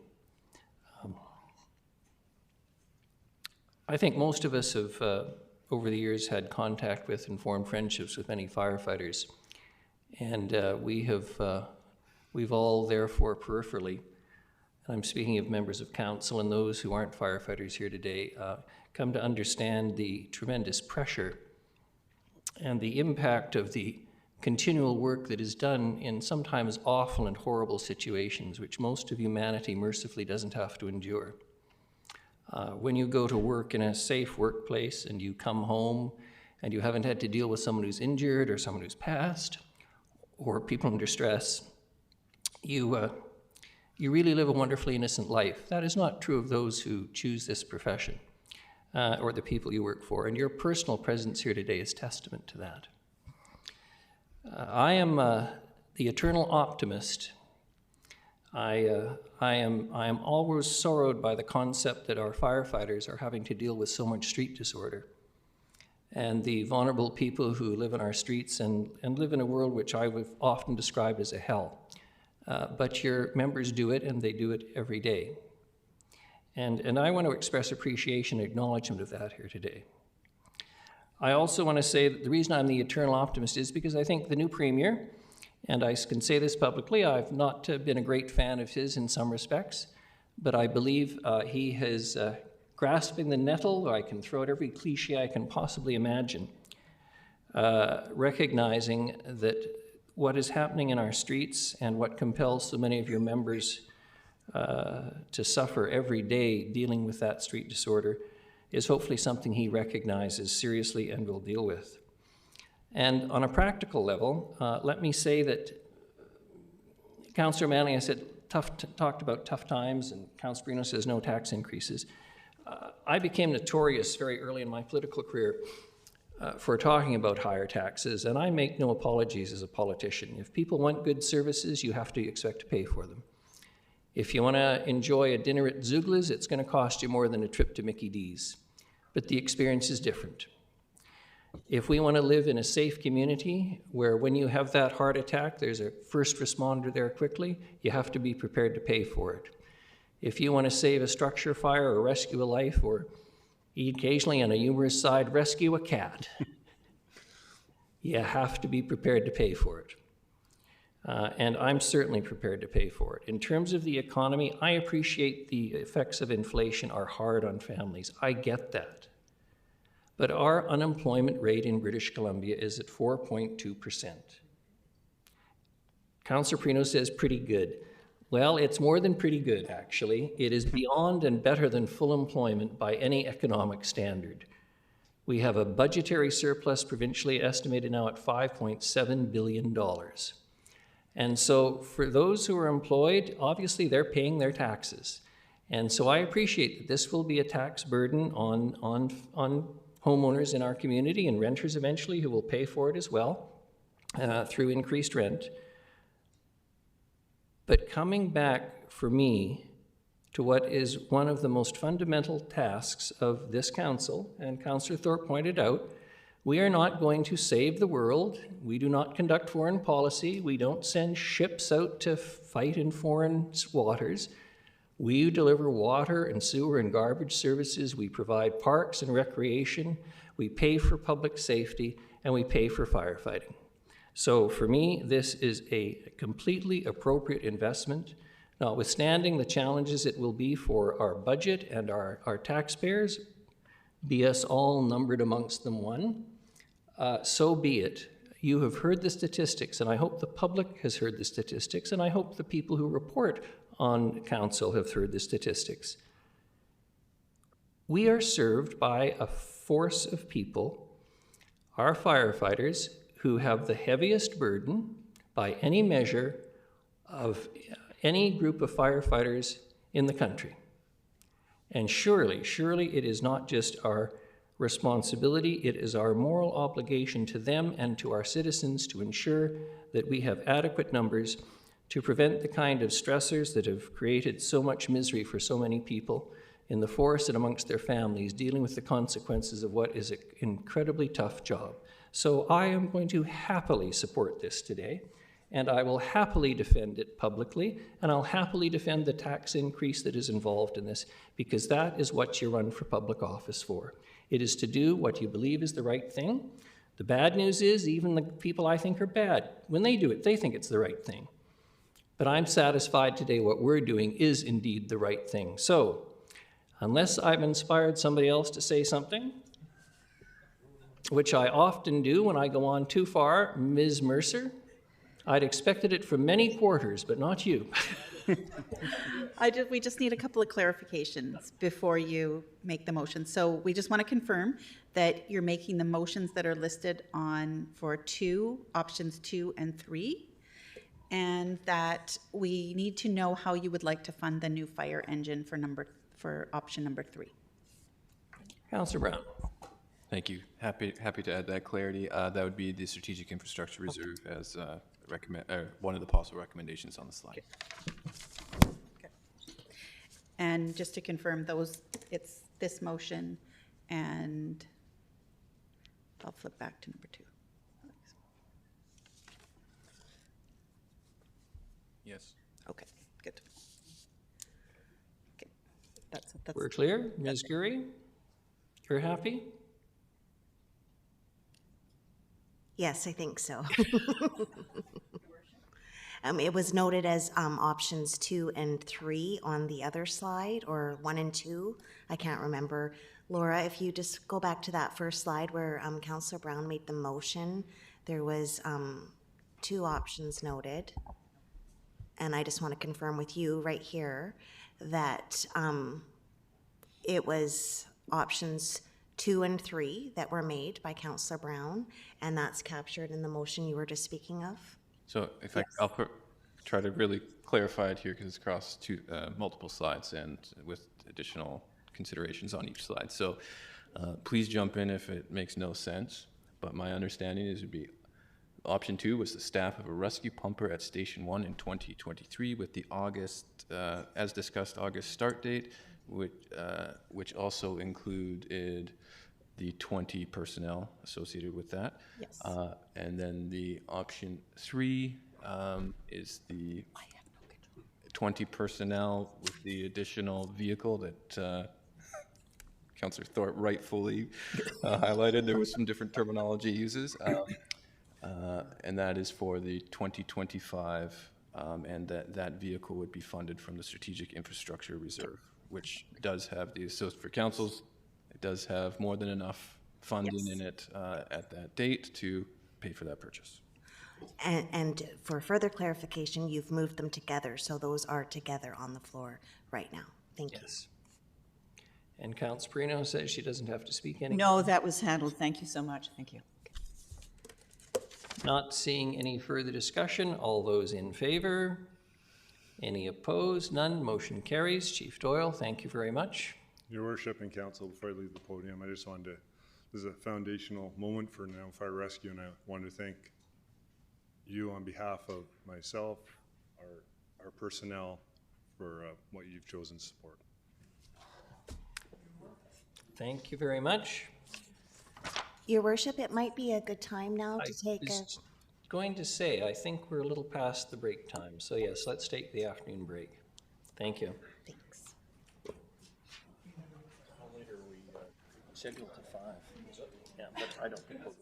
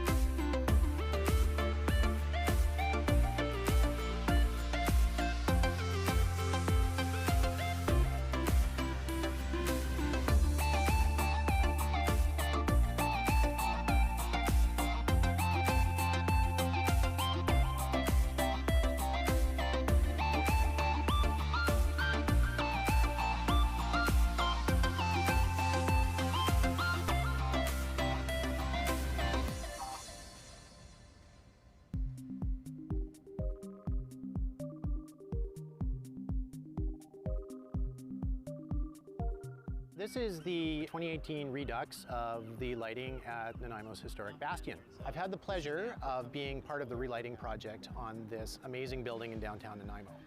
So what we did is we've replaced the original high pressure sodium lights, which basically did an okay job of lighting up the bottom 10 feet of the building, and replaced them with modern LED lighting that has the capacity to change color. We can run through a number of different colors that we have pre-programmed here in a pink, a purple, a green. Probably my favorite on here is Rainbow Chase for Pride Week. It'll actually run all the way around the building all the time. With this new technology, organizations can now request that the bastion be lit to promote their cause by going to the City Nanaimo website and following the instructions. Go to Your Government, Bastion Lighting Requests, complete the lighting request form, and submit. You will hear from us within a couple days if your request has been approved, and the bastion will be lit in the colors that you have requested. If you have any questions, please contact the Mayor's office at 250-755-4400. So the next time you're in downtown Nanaimo at night, come on and check out the new dynamic lighting at the Bastion.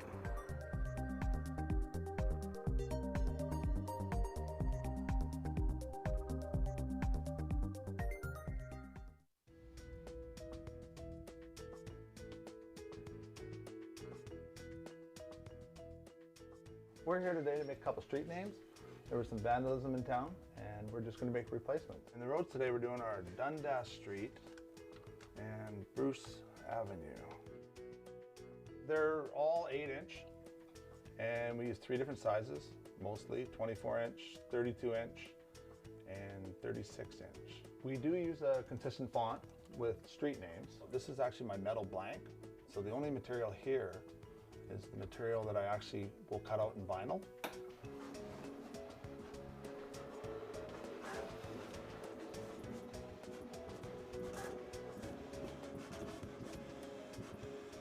From here, we have to take out the vinyl that's not needed, which is the outer. So all we want to do is save the inside borders.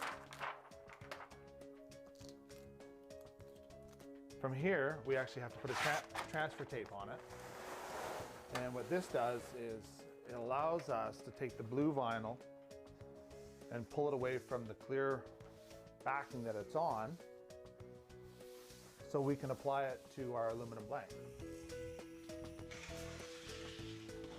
Now that we have our 2 sheeted piece of vinyl, we take our aluminum blank, which has high intensity diamond grade, which you can see behind me. We have all different colors. We have orange, yellow, white, depending on the type of signs. Most of our white signs are regulatory, and the yellow ones are warning signs. And right here, all I'm doing is pushing the transfer tape a little tighter to the vinyl. And then from there, we peel it back, our plastic, which basically leaves us with a big sticker. We put it on the aluminum.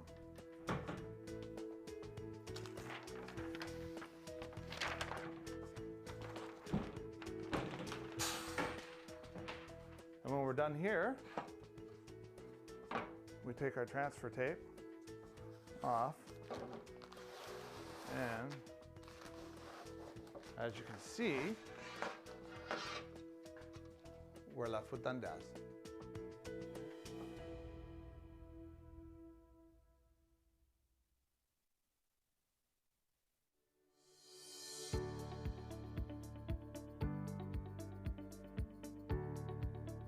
We're here at Bruce and Dundas.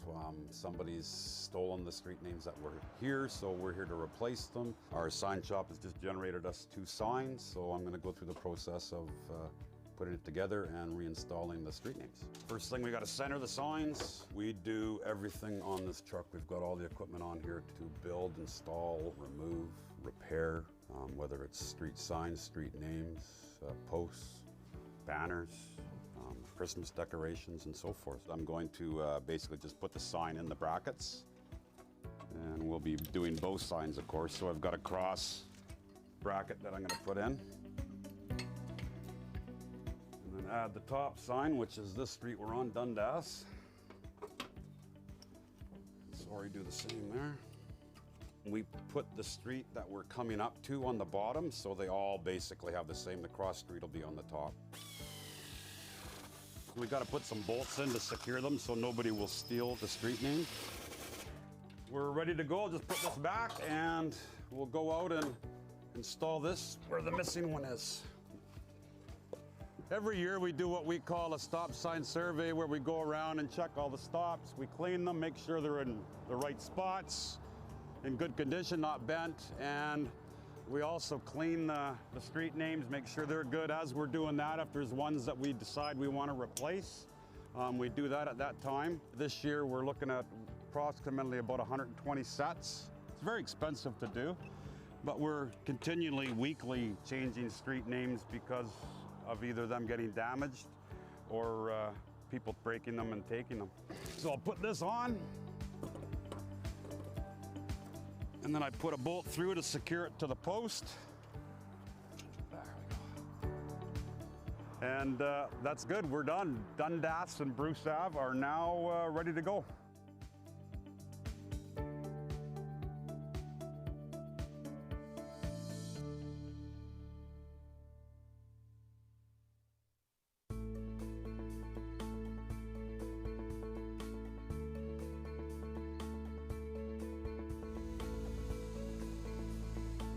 You are looking at Unit 400 from the City of Nanaimo Public Works Department. This truck is called our paint truck. It puts down most of the center line in the City of Nanaimo. Right now on the back, we have Holly. Today she is in charge of keeping the line straight. She can move the wheel back and forth, right or left, which controls this paint gun. And then right behind the paint system, there's a glass beads that are dispensed onto the fresh wet paint for retro reflectivity at night. The painted lines can last 1 or 2 years. Most center lines in Nanaimo are painted every year. The white crosswalks and stop bars in thermoplastic can last anywhere from 2 to 7 years, depending on traffic flow.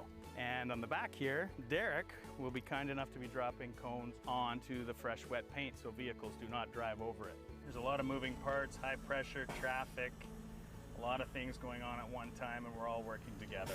There's a lot of prep work before to make the lines straight. There's a lot of pulling of lines. Most of our equipment has guidelines and markers. It's a very rewarding job working for the Public Works Department. Lots of things go on and you stay in touch with the heartbeat of our city.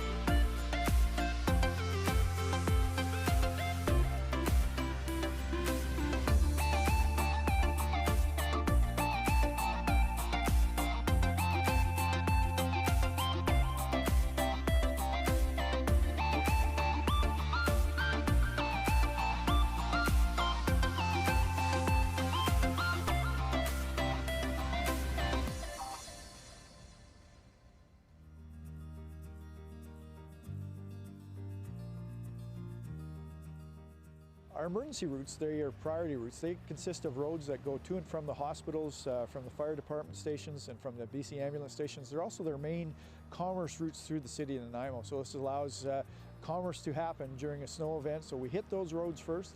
Once those are clear and open, then we move into the secondary roads, and then we move into the residential areas, which are dead-end roads and cul-de-sacs. And it can take up to 96 hours before we get into the residential areas. One of the side effects of plowing snow is it does end up on the sidewalk, and this can be very frustrating for homeowners and business owners that have just cleaned the sidewalk. It also pulls into their driveways. The crews try to keep it as close to the curb as they can, but we need to open the road right up to the curb to allow the drains to be exposed for when the snow starts to melt.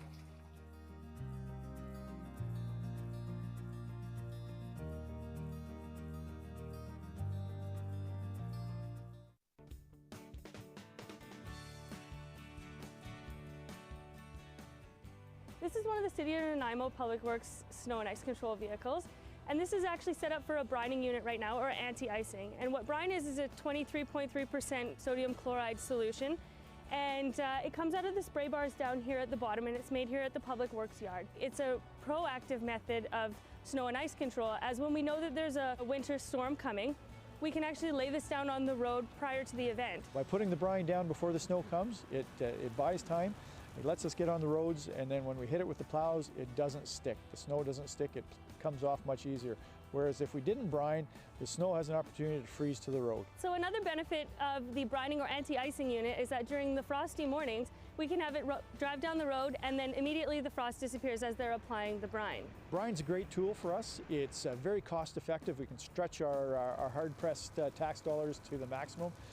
We can make brine for cents on the dollar. So the other thing that we ask is that everyone stays back from these anti-icing or any winter maintenance vehicles, as they have limited visibility and it's poor conditions out there, and they're trying to maneuver around everything. So just stay back and give them a little bit of room to operate and clear the roads.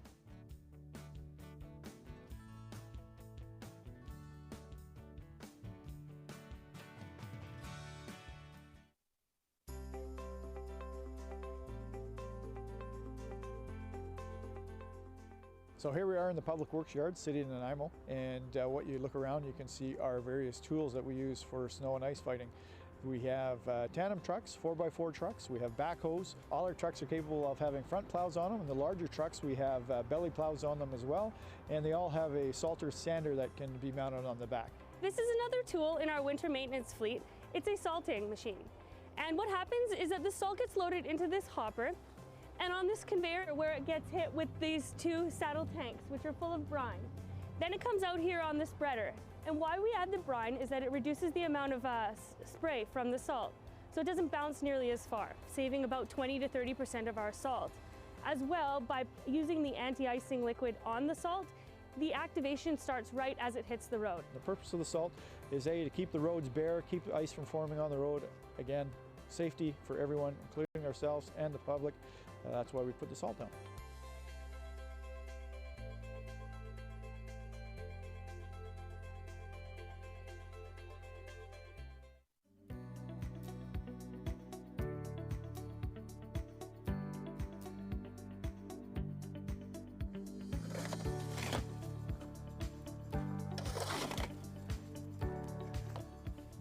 Today we're talking about clearing catch basins or road drains on residential roads.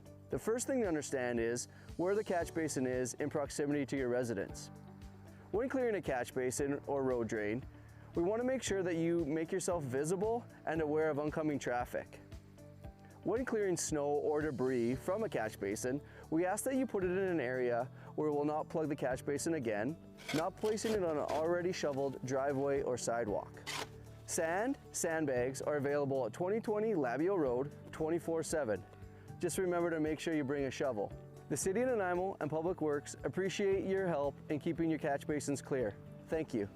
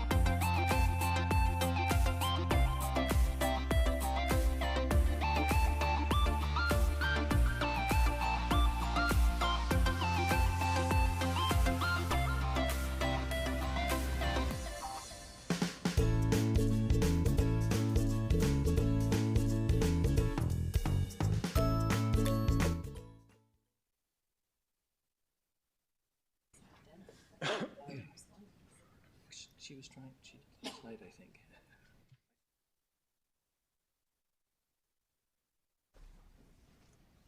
Mr. Van Horn, I think we're back with you. Yes, I guess the great thing about a sequel is you already know the script and plot, so perhaps we'll just see if there's any additional questions you might have. Good stories are worth retelling. Yeah, so again, our position for human resources is really just a support position within the health and safety section of our department to try to allow our health and safety manager to focus on doing some of the more challenging tasks and developing additional mental health awareness tools for our staff going forward, and to handle some of the more challenging disability management and return to work, long-term disability case management issues that come our way. And so I think that this position is probably a little overdue, but at least there has to be some point we come forward with it to try to improve our situation there and enable our department to respond in a little more timely manner on some of these more challenging health and safety issues. Thank you very much. Now, Ms. Mercer, correct me if I'm wrong, what Mr. Rudolph had indicated earlier, this is a 0.42%, all of the other positions, if you will, correct? That is correct. That's, yeah. And Mr. Rudolph, you were basically suggesting that perhaps this be left, if I can phrase it this way, to the folks who manage the city and actually do the day-to-day work as opposed to council. In other words, if we're generally in agreement that these positions and we can accept and tolerate, so to speak, however you wish to phrase it, the 0.42% increase, we should perhaps approve that and leave it up to you and all the people who work and report to you to determine that. Well, Your Worship, I was trying to find a way to streamline the process, and what we've always talked about is the administrative side of staff. The principle behind this, though, is that any new positions in this organization come before council. So that's the history of this. So that's why these business cases are built. In a perfect world, I think some allocation of growth numbers should be put into the assumption that growth in staff has to happen to support all the extra roads and all the infrastructure and so forth that we have. So I just put it out there as I think I'm wondering how you can discern in your own minds the difference of one clerk versus the other, or that type of thing, when it's really been generated at a departmental level. So so I asked for a number, and it's 0.42%, so that's the balance of the across the organization staffing requests. So if you have the option to go through them each, or you have the option of maybe doing it as a group. I've got Councillor Brown, Perino, and Thorpe in order. Thanks, Your Worship. I'm happy to move that block and just get it on the table for discussion. And I have a seconder with Councillor Perino. Do you wish to speak to it, or before I go to Councillor Thorpe? I do, yeah. I think this type of process is a better one. I do think it is challenging probably for new councillors, though, with respect, without having the last at least 4 years to pull from in some of the longer term goals. And so I think moving forward, it'd be nicer to shift to that. My only, I would flag it for a point of future discussion, and I know some councillors have heard me talk about outcome-based budgets, some like ad nauseum, and I apologize, but if we're spending the time to discuss goals and the outcomes that we want to see over a 4-year term or a 5-year financial plan, or hopefully longer, I think we should be doing that.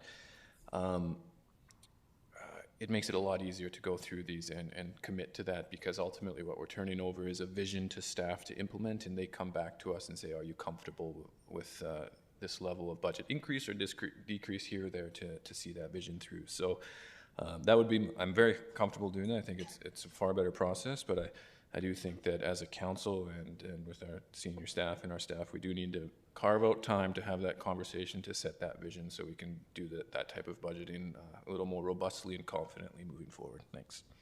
Thank you very much. Councillor Perino. Thank you, Your Worship, and through to you. When I heard Mr. Rudolph talk about putting this in a bulk package and allowing you and your executive staff to decide what is needed, the problem that I'm having is I don't know all the roles of an HR advisor or a cemetery clerk, you know, I don't know, but it makes me very uncomfortable deciding whether or not those positions are important. What I think we need to be doing is making it very clear that we need to obviously keep as low as possible and the numbers that we need. But you're right, we're growing. We have to have staff as the city continues to grow. And it's up to you to tell us, it's up to you to decide what is necessary and tell us what that number is. And if it's a 0.42, I can vote in favor of that. Let you decide what is needed. Thank you very much. Councillor Thorpe, then Councillor Hemmons. Thank you, Your Worship. Yeah, I appreciate Mr. Rudolph's suggestion, and I think it does make sense instead of going through each of these one by one when we know little of the details of what the job would consist. Cemetery clerk, I think, takes reservations. That's my understanding. You're a long ways down the list. But seriously, when I first looked at this list, I was concerned because I want to be able to support these positions, all of them. I know they wouldn't be in front of us if senior staff didn't feel that they were warranted. But on the other hand, at some point, we do have to draw a line and be thoughtful about how many 0.2s or 0.4s are we adding on to our tax levy.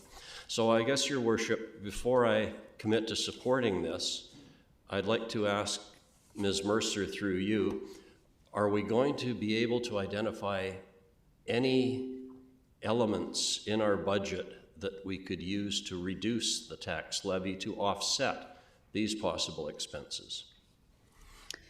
Through Your Worship to Councillor Thorpe. So there are options, I think 3 and 5 on the slide deck offer you a couple of options to reduce. So that was the RCMP contract percentage.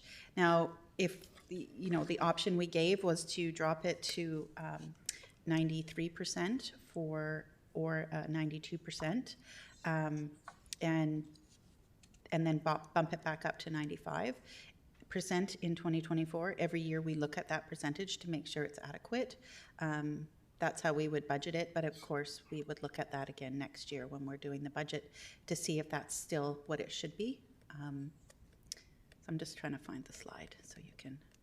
So that's an option to reduce taxes in 2023, as well as the to change how we have the reserve funding. Right.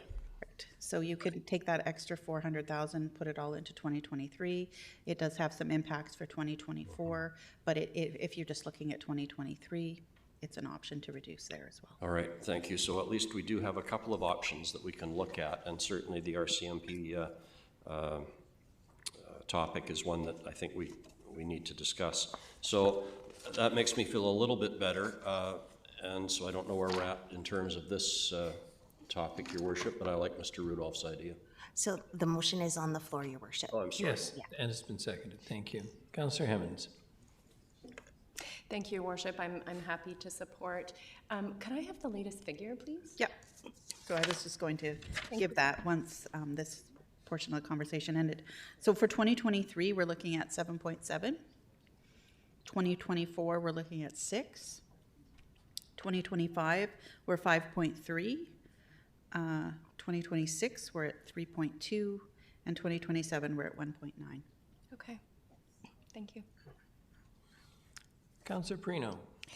Thank you, Your Worship. And given Councillor Emmons' questions, with the reduction in the RCMP, as we were talking about, and the extra reserve fund, would that reduce it?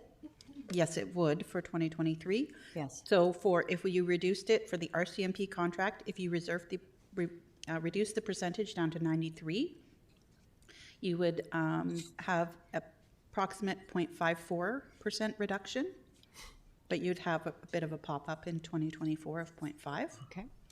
If you reduced it to 92%, it would be a 0.8% reduction, and then a 0.75 increase if we increased it back up to 95 in 2024. As well as the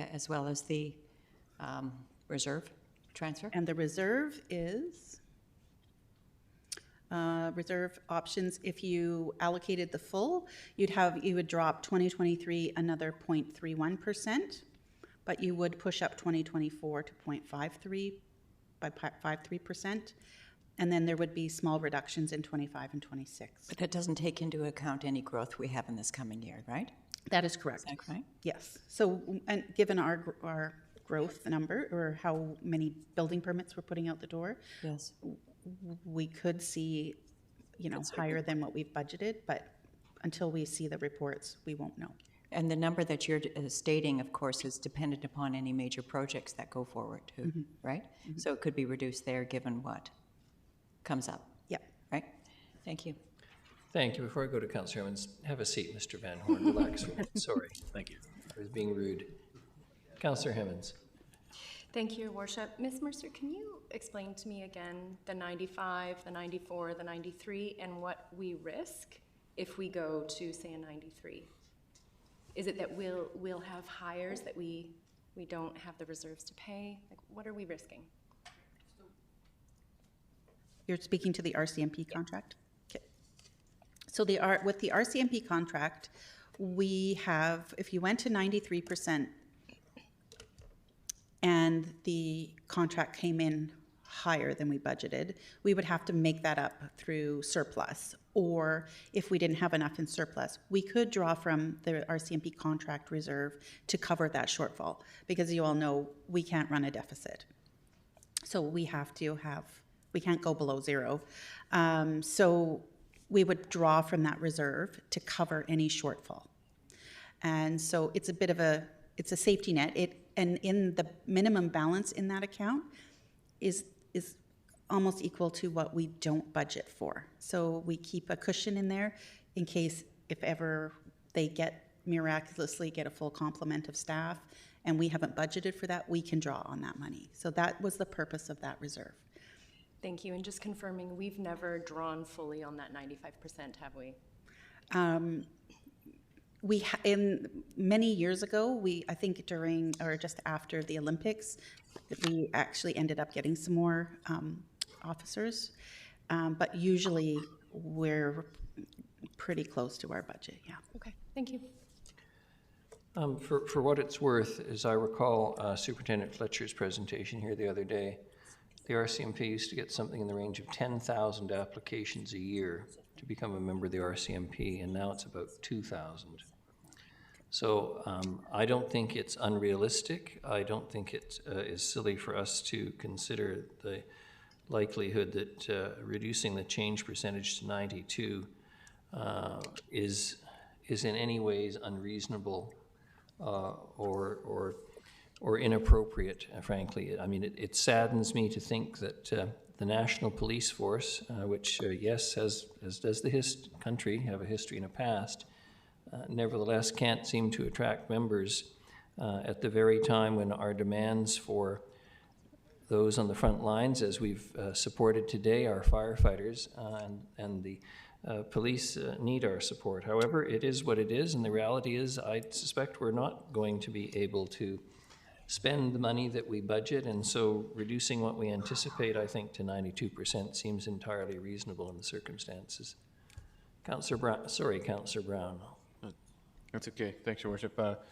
Just, aware that we have the motion on the floor for the block, but I think, if we should treat this conversation around, or it'd be my preference if we treat it separately, because I understand the appeal, but also I think it's important to acknowledge that the reason why this number is slightly higher, and it's not slightly, there's a significant portion, is because we were using reserves to arbitrary lower taxes.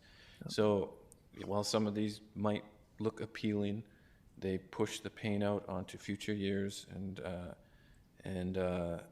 yeah, there's no free money. You gotta pay for it at some point. It's going to catch up to you, and so if we get to that, I'll adamantly speak against it. But I just want to flag that right now.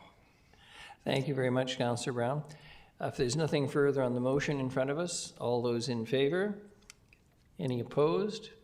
Councillor Eastmere, opposed. Councillor Gesselbrock, I think, is in favor. Motion carries. Your Worship, just if I could also clarify, there were some additional positions that were not taxation related that didn't fall under the umbrella of that particular motion. I think we should revisit those, bring clarity to that and your preferences. And then the third piece is going into some of the other materials that towards the end of that slide deck. There were a couple of other slides there about grants and that type of thing. Yep. And then there's options to possibly reduce. I will add to the conversation you just had about RCMP, but it's been my experience with over 15 years of working with the RCMP that this is a common measure that's taken, and it's very highly unlikely that that number will be exceeded next year. So going either 93 or 92 is something I've seen done many times, but you will probably have to revisit it every year. And as the force ramps itself back up to full capacity, you might do a 1% or something adjustment every year, but it's unlikely you'd have to go back to 95 right away if you chose to make that decision. Thank you very much. So back to 2EV. Your Worship, could I just have Councillor Gesselbrock let me know if he was in favor of that previous motion or opposed? Councillor Gesselbrock, you heard Ms. Gurry? You were in favor of the previous motion? Councillor Gesselbrock? Sorry, in favor. Thank you. Thank you. Thank you very much. Ms. Mercer, we're back to this. You've discussed it once. This is for a study, so adding $50,000 to the budget for a EV-ready fleet plan study. And there is a combination of funding sources. So BC Hydro would contribute 10 grand or up to $10,000. And the remaining would come from the Climate Action Reserve Fund. So there is no tax implications to this one. So it's just a matter of whether you all would like us to undertake that or not. Councillor Perino? I'll move the motion. Excellent. Do we have a seconder? Councillor Hemmons? And please. If I may speak. So I'll say again, 10,000 from where again? I'm sorry? Sorry, Your Worship, through you. The Climate Action Reserve Fund would fund the majority of it, and we would get up to $10,000 in a private contribution from BC Hydro. Okay, and this does not affect our taxation? It does not. That's music to my ears, thank you. Councillor Brown. I have to ask, why do we need a document? Like, wouldn't we have a fairly good idea of what our workplace needs are? And like that's, 40,000 is one vehicle. So I would have to let through Your Worship to Councillor Brown, I would have to let I think Mr. Sims. Mr. Sims is going to come down. Say a few words. Mr. Sims, good afternoon, welcome. Thank you, Your Worship. Appreciate this. This is really about just planning for the future, getting our ducks in a row. If we shift the fleet more and more to electrical, how's that hydro service going to look, and where are those units going to go? We're sort of tying it all in with the upgrades to the Nanaimo Operations Center, just so make sure that we don't create problems for ourselves down the road. I was just reviewing a brief presentation on the Operations Center, and we've got an electric vehicle plugged in to one of the chargers that's scabbed onto the side of a building, and the cable's running across the parking lot. It's just awkward. So just trying to plan the whole thing is what this study's about, and just where do we need chargers to support our fleet. Okay, so it's more than just looking at the actual fleet, it's around the infrastructure that supports the fleet as well. Okay, thank you. It's bigger than Santa's wish list. Any further discussion? All those in favor? Any contrary? Councillor Eastermere, you weren't contrary, I assume. That you're just a little slow in the... Yes, thank you. That's what I'm... Good. All right. Motion carries. So next we have the sewer operator in training. So again, this position would be funded through sewer user fees. So there are no tax implications to this. And that would be paid for through user fees. Moved by Councillor Hemmons, seconded Councillor Thorpe. Question? Councillor Perino has a question. If we didn't agree to this, would the cost go down?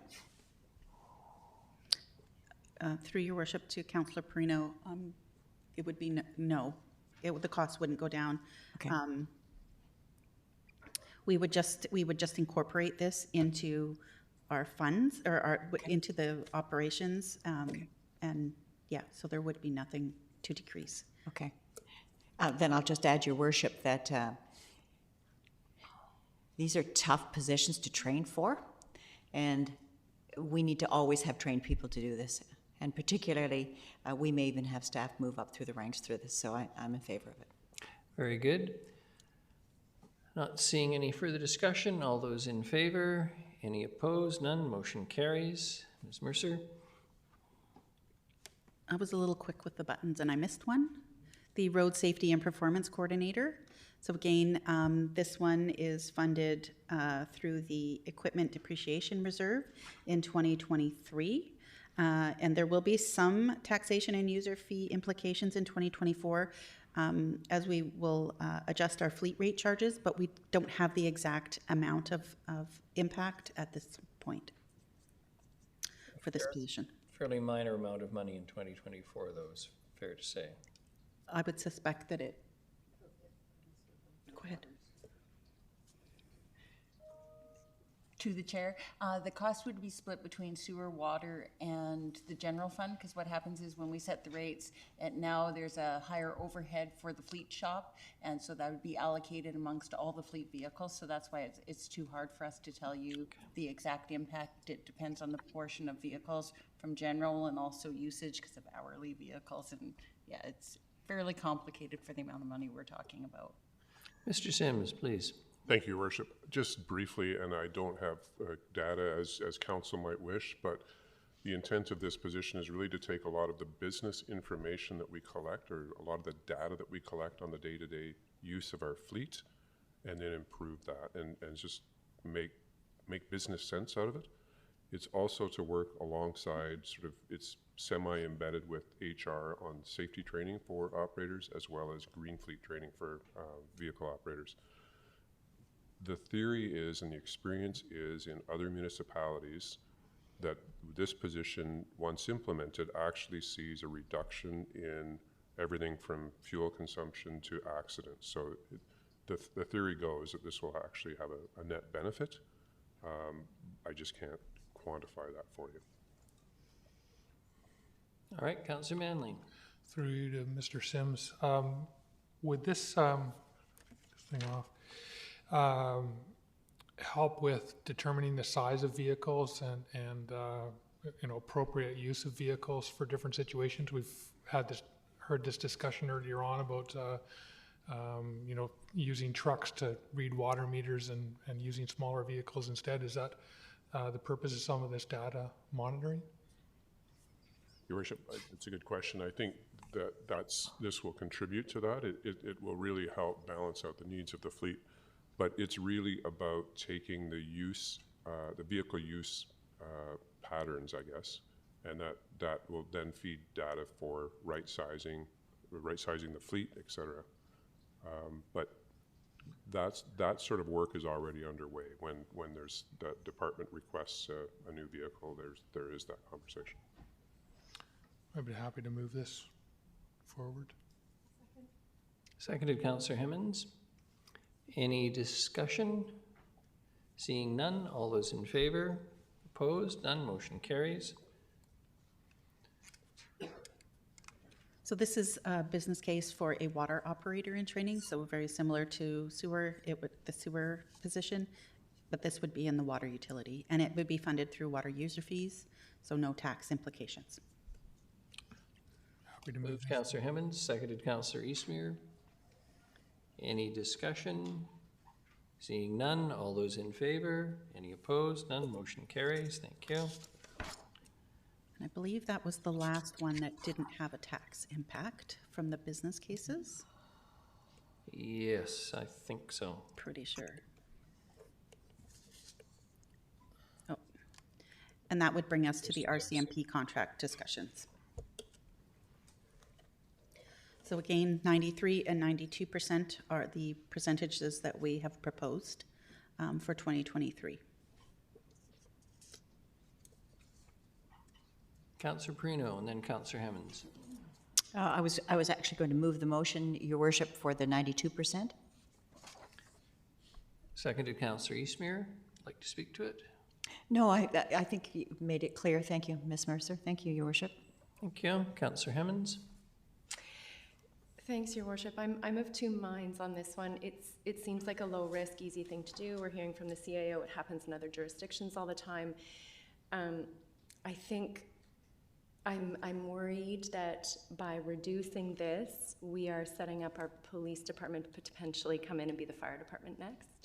In terms of, I don't like to under-resource our primary things. Does that make sense? And I worry that if we reduce this and we actually have the ability to hire, then we're going to be stuck in a situation where we're actually just kicking this down the road. And we know that 95% is the threshold that we need to maintain to have the force that we need. And so I'm worried about messing with that. Right, so through Your Worship to Councillor Hemmons, the RCMP still has their levels, their full complement levels. So you could add 10 more officers for them today, but they wouldn't be able to fill them, and that's what they're experiencing right now. So our contract cost that we would budget or that we would get from them is based on a full complement.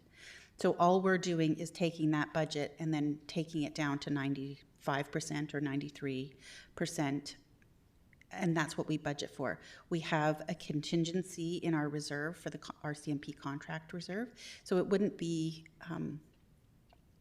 that if the officers, if Superintendent Fletcher got the officers, it wouldn't hinder us from being able to pay for them, because we have the reserve. It's moving money from one spot to another. We do have, like I say, a contingency fund in the reserve that if we did for some reason get all the officers we asked for or were approved for, we would still have funding to cover that. It's just not what we've taxed for, if that makes sense. Yeah. No, that helps. I think, if I may, just philosophically, I think we're chasing our tail sometimes. We're putting a position as an April start date instead of a January start date to acknowledge that we won't hire until then. But really, if we're talking about having an accurate representation of the level of service that we need and we require, then we should be embedding that in January 1, and then any surplus goes right back in.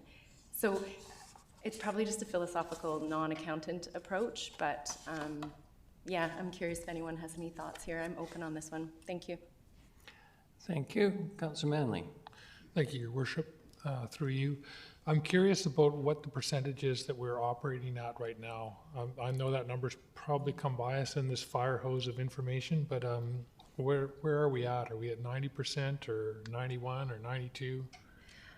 I will have to get that for you because we get an update every month. So I don't have that off the tip of my tongue, but I can provide that for you.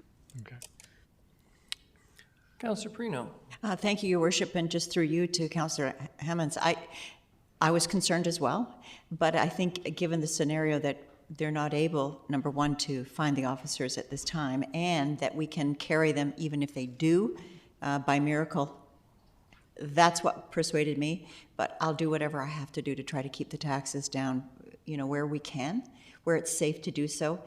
And I was just so proud today to take care of what was needed to be done for the fire department. But I agree with you. We don't want to have that situation in our RCMP. But I don't think that's the case here. But I appreciate your comment. I thought that was wise. Thank you. Councillor Brown. Thank you, Your Worship. Through you to Ms. Mercer. Just trying to understand this a little better. What assumptions are built in for the 0.5 increase in 2024? Through Your Worship to Councillor Brown. So we would reduce the percentage down to 93% for 2023.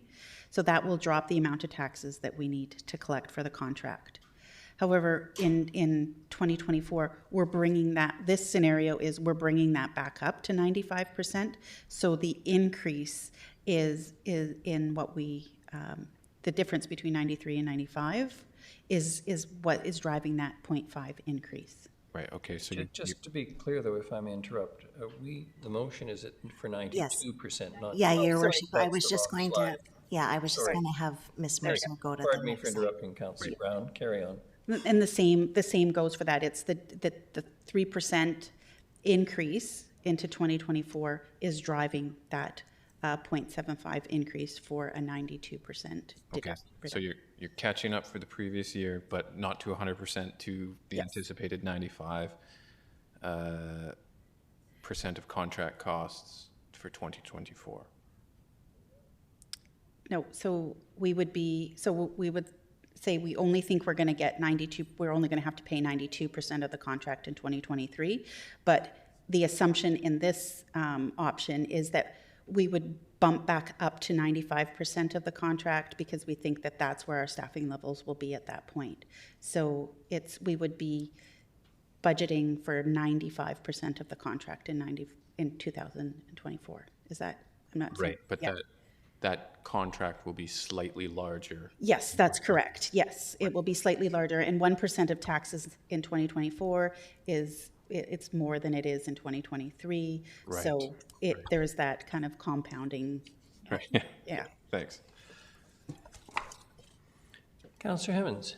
Thank you, Your Worship. I made up my mind. I am not going to support this because I think we're just pushing the increase and the burden into next year. And I think it's those kinds of decisions that are getting us into this place where we're now looking at a 7.7% tax increase. So I really feel that we need to be accurate in what we're looking to fund in the city and be very clear about that. And I feel like this is a little bit of a little bit of a shell game that we would have to address next year. And it's going to be us here again next year, so I'd rather deal with it now. Thank you. I am going to support the motion. I don't think it's a shell game. I think it's a game that's based on experience, and I refer back to Mr. Rudolph's remarks earlier, and what has been the experience of this, I'll call it this council, in other words, those of us elected in 2018 on. You can't get the bodies to fill the positions, and we don't spend the money. And we pretend every year that we can, and we don't, and then we end up with another surplus, and back and forth it goes. I just think this is extremely realistic, and next year, 2024, not next year, the year after next, we'll probably be in a similar position, sadly, and if that's the case, so be it. So just count me as more optimistic, perhaps. Any further discussion on this? I do have one comment that my staff has given me, that the complement numbers that we currently have. So the last update we had, we have a full complement would be 158 officers, and our last information we received, we had 121. That does include the 7 officers that were approved for 2022, but we haven't filled those 2. So. But that's all included in those numbers. So if there's no further discussion, all those in favor, Councillors Eastmere, Mayor Krogh, Thorpe, Perino, Manley, Councillor Gesselbrock, are you in favor or opposed?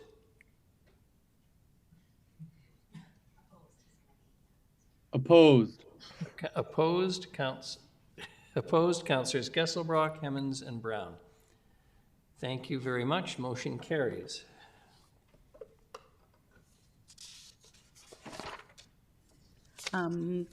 Option number 4 relates to other grants. So this is the option to increase the other grant budget, the annual budget, to $30,000 per year or $50,000 per year. And those have a 0.02% increase or a 0.03% increase, depending on which option you chose. Councillor Perino and then Councillor Manley. I would like to move option number, well, you know, well, now you're going to have to correct me on this one, Your Worship. Option number 3 is status quo. No motion is required. However, if you wish to have a motion, I'd certainly be willing to make one. I'll hear from Councillor Manley first before I ask whether you wish to make a motion or not. Move that we go for option number 2. Do we have a seconder for option number 2? I'll second it. Seconded, Councillor Gesselbrock. Motion's on the floor. Councillor Manley. Well, I think it's important to be able to provide financing and funds for local organizations that need assistance in our community. And if we've had an influx of these kind of requests that we haven't been able to meet, and we're continually going to the reserves to fund them, then why not bump it up a little bit, $50,000? Thank you. Councillor Thorpe, Perino, and Brown in that order. Thank you, Your Worship. Yeah, I think I'll support this, but I note a couple of things. It mentions in our report that these are funding requests received from organizations that do not currently fall, well, I guess it should be fall, under one of the city's established grant programs. And then as part of the motion, it does say that staff will return to the committee with an updated policy for grant criteria and distribution. So for me, that's an important component of this, to clarify our criteria and our policies, rather than have groups coming that don't fall under any category, don't have the proper criteria, but we feel that they're worthwhile. So I'm willing to support it on the basis that it will be accompanied, the increased funding will be accompanied by a report giving us an update on our criteria and the whole process. Through your worship to Councillor Thorpe, that is definitely our plan. Before we would roll anything out, we would bring all of the updated criteria and potential intake process and have the committee and then ultimately council approve of that whole process. Okay, thank you. Thank you. Councillor Perino.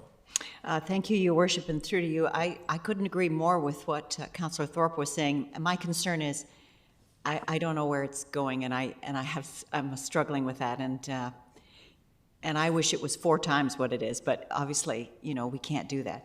It's just that without knowing what the criteria is, who's getting it, because sometimes I just need to know more information and to increase the tax burden and bring this to $50,000 a year. I'm uncomfortable with it, so I'm wrestling back and forth. Your Worship, we could defer this one to final and do some work on it, and then bring that forward to final and have all of some of those questions answered. So thank you very much. So Your Worship, I'll be voting against this, but I would be very interested in seeing it deferred for exactly that reason, because I don't really want to turn it down, but I'm just uncomfortable voting for it as it is.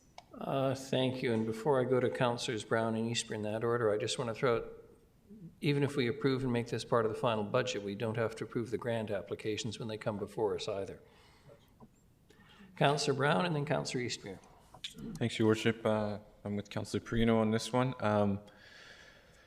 I think we wisely removed the 100,000 before because it begs for quick decisions when someone comes before you, and I appreciate the idea around more process and structure around that. But the reason I'm going to vote for against is because I still think as council we need to have some good conversations about the type of vision we want to put forward and develop programs and services in line with that. So in absence of that conversation, because there could be a whole host of things that emerge from that, increase to the social vitality grants or brand new grant streams, whatever, I don't know. But this would very much feels to me like a 2024 budget discussion rather than a 2023 when we haven't had a time to sit down and have that strategic conversation. Thanks. Thank you very much. Councillor Eastmere. Through you, Your Worship, my question is more, if we were to increase the size of this budget, people would still come to council to ask to access this grant money, or would it be then just easier for staff to approve grants for organizations without having to come to council for that? Through Your Worship to Councillor Eastmere, we would still bring a report to the Finance and Audit Committee to approve. Even if staff said, okay, it met all the requirements, it still comes to you all to be the final determiner on whether that organization gets a grant or not. So yeah, I think that's. Okay, thank you. Yeah, so for for many of the reasons that Councillor Brown brought up, I think we do need to have some strategic conversations, and given the tax increase that we're looking at this year, I think this is not necessarily the best time to increase this amount. Councillor Manley. Thank you, Your Worship. Through you, I'm curious about how much was allocated in previous years for other grants. That it was $7,000, but then how much more was allocated through these kind of requests? Through you, Worship, to Councillor Manley. So it varied in year to year. So some years, say like the SPCA would come for their SNP program, and that was like $25,000. Or recently, the Catnap Society, they had, I can't quite remember what their ask was, I think around 15. And then, you know, there can be other, those are the ones that are sticking on the top of my head, but there is various different kinds of asks. So they can be of smaller in nature or larger. So. And so those all ended up coming out of reserves? Through anything council over the 7,000 would come from, usually from a reserve, unless we could had another grant stream that it could go through that had funding in it, it would come through reserves. Thank you. And Your Worship, Councillor Gesselbrock has his hand up as well. Councillor Gesselbrock. Thanks, Your Worship. For me, I think this is like a 6 in 1, half a dozen the other type conversation. I think the money's a drop in the bucket in terms of the leverage that you get when you're investing in community volunteerism and programs. You know, I agree wholeheartedly that we need to have you know, a strategic conversation of what we're trying to achieve as a council and make sure that our programs reflect that. I've got no doubt that we'll have a granting program. And that we'll make sure that it's aligned with what strategically we're trying to approve in time for when this money does go out. So to me, it doesn't matter whether we approve it now or later, so I'm going to vote in favor. Thank you. Thank you, Councillor Hemmons. Sorry, Your Worship, has the motion been made? Yes. Just a clarifying question to Ms. Mercer. If we did not allocate additional funds, we could still receive grant submissions from the public that we would then just divert back into, if we found it worthy of investment, we would just go to our reserve. So by doing this, we're still approving and reviewing the same programming, et cetera, et cetera. It's just the source we're drawing it from. Correct. Okay, so there, along those lines then, I'm not going to support this, but I am going to request that we have a further conversation about this. I don't know if that's a 2024 budget conversation, but I think putting some kind of flesh around this, if we are going to increase our community grants and being really clear about what we're trying to do. Yeah, so I really love this idea, but I think we could go through a better process. So not in favor, thank you. Thank you. This once again proves the great truth of politics. The smaller the amount of money involved, the longer the debate. I'm not sure how much we pushed out the door in the firefighters, but I don't recall it taking quite this long or such intense interest. I am going to support the motion simply because I want to send a signal to the community that we recognize there are innovative things taking place in various organizations who require funding for all kinds of things. None of this dough is going out the door without looking at the grants program in any event. So for what it's worth, I'd like to, quote unquote, send the signal, set aside the money, so to speak, notionally, which is really all we're being asked to do today, because again, we're not at final budget as well. So unless I've inspired, well, no, I haven't, I'm not going to take credit for it. Councillor Gesselbrock wishes to say something further. Please, I think you're getting the last word. No, my hand just got stuck up. I'll take it down. Well, I'm glad it's a full hand. Thank you. Your Worship. Councillor Perino. Sorry, Your Worship. I can't let that one go. I don't want people to think that we're not in favor of giving grants, for goodness sakes. I just want to see a better process. I have no idea what's going on. And to just approve something, I just am uncomfortable with that. But I certainly don't want people to think, for goodness sakes, come to council and ask when you want grant funding. Absolutely. Thank you. All those in favor of the motion? Mayor Krogh, Councillor Thorpe, Councillor Manley, and Councillor Gesselbrock, and those opposed? Councillors Eastmere, Hemmons, Perino, and Brown. The motion fails for want of a majority in the circumstances. Are we agreed, though, generally, we'd like to have a discussion about this at some point? This seems to be a good subject for GPC, I would expect. Not far off. When I see the sage Mr. Rudolph nodding his head, I know I've got to be right. On that happy note, do we need even a motion in the circumstances, or I think No, Your Worship, by that motion failing, you can just move on. yes, Good. thank you. Very good. All Okay, right. We're on to our last decision point, and it's relating to the reserve funding. So you have two options for change. One is to allocate the full 3 years of reserve funding into 2023 to reduce taxes.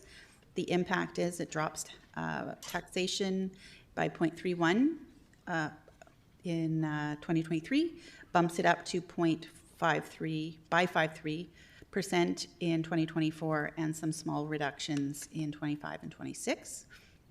The other option here was to eliminate the 1.5 reserve funding altogether, and that does result in a tax increase of 0.87 in 2023, and then reduces in 24, 25, and 26. And then option 3 is to do nothing. So those are your options with this one. And before I go to Councillor Perino, what's in the reserve in this one? This one, this was the strategic, no, it wasn't strategic, special initiatives reserve. And this is, all the funding, is in there relates to this. So that would put $1.5 million and keep it in that reserve. Because everything else, I believe, that was allocated has been spent on that already. So it would keep $1.5 million in that reserve. Councillor Perino. Your Worship, thank you. So if I'm saying this correctly, what I'm hoping for is option number 1, obviously with the reduction. Is that the motion as it reads? This is the motion. So if you want to allocate all of the funds, the total 1.5 million in 2023 to reduce taxes, this is your motion. In option number 1, the motion for option number 2 is to eliminate it and keep that funding in the reserve to be spent on something else. So I'll move the motion then to Reallocate all of it to property tax reduction in this year. All right. And a seconder? I'll second it. Councillor Gesselbrock, thank you very May I much. speak to it? May I speak to it, Your Worship? Yes, you may. You know, for young families, I can't imagine how they're coping this year. I just can't even imagine it. It's so tough out there. It's just the inflation and food costs, and it's an ugly situation out there. Anything we can do to reduce whatever we can do, I think we need to take advantage of this, and this is the year to do it. And hopefully more housing will be built this year. We'll have more taxpayers help to bring it down, although that always brings it up too. You know, I get it, but I want to do everything we can to reduce the taxes. Thank you very much, Councillor Brown.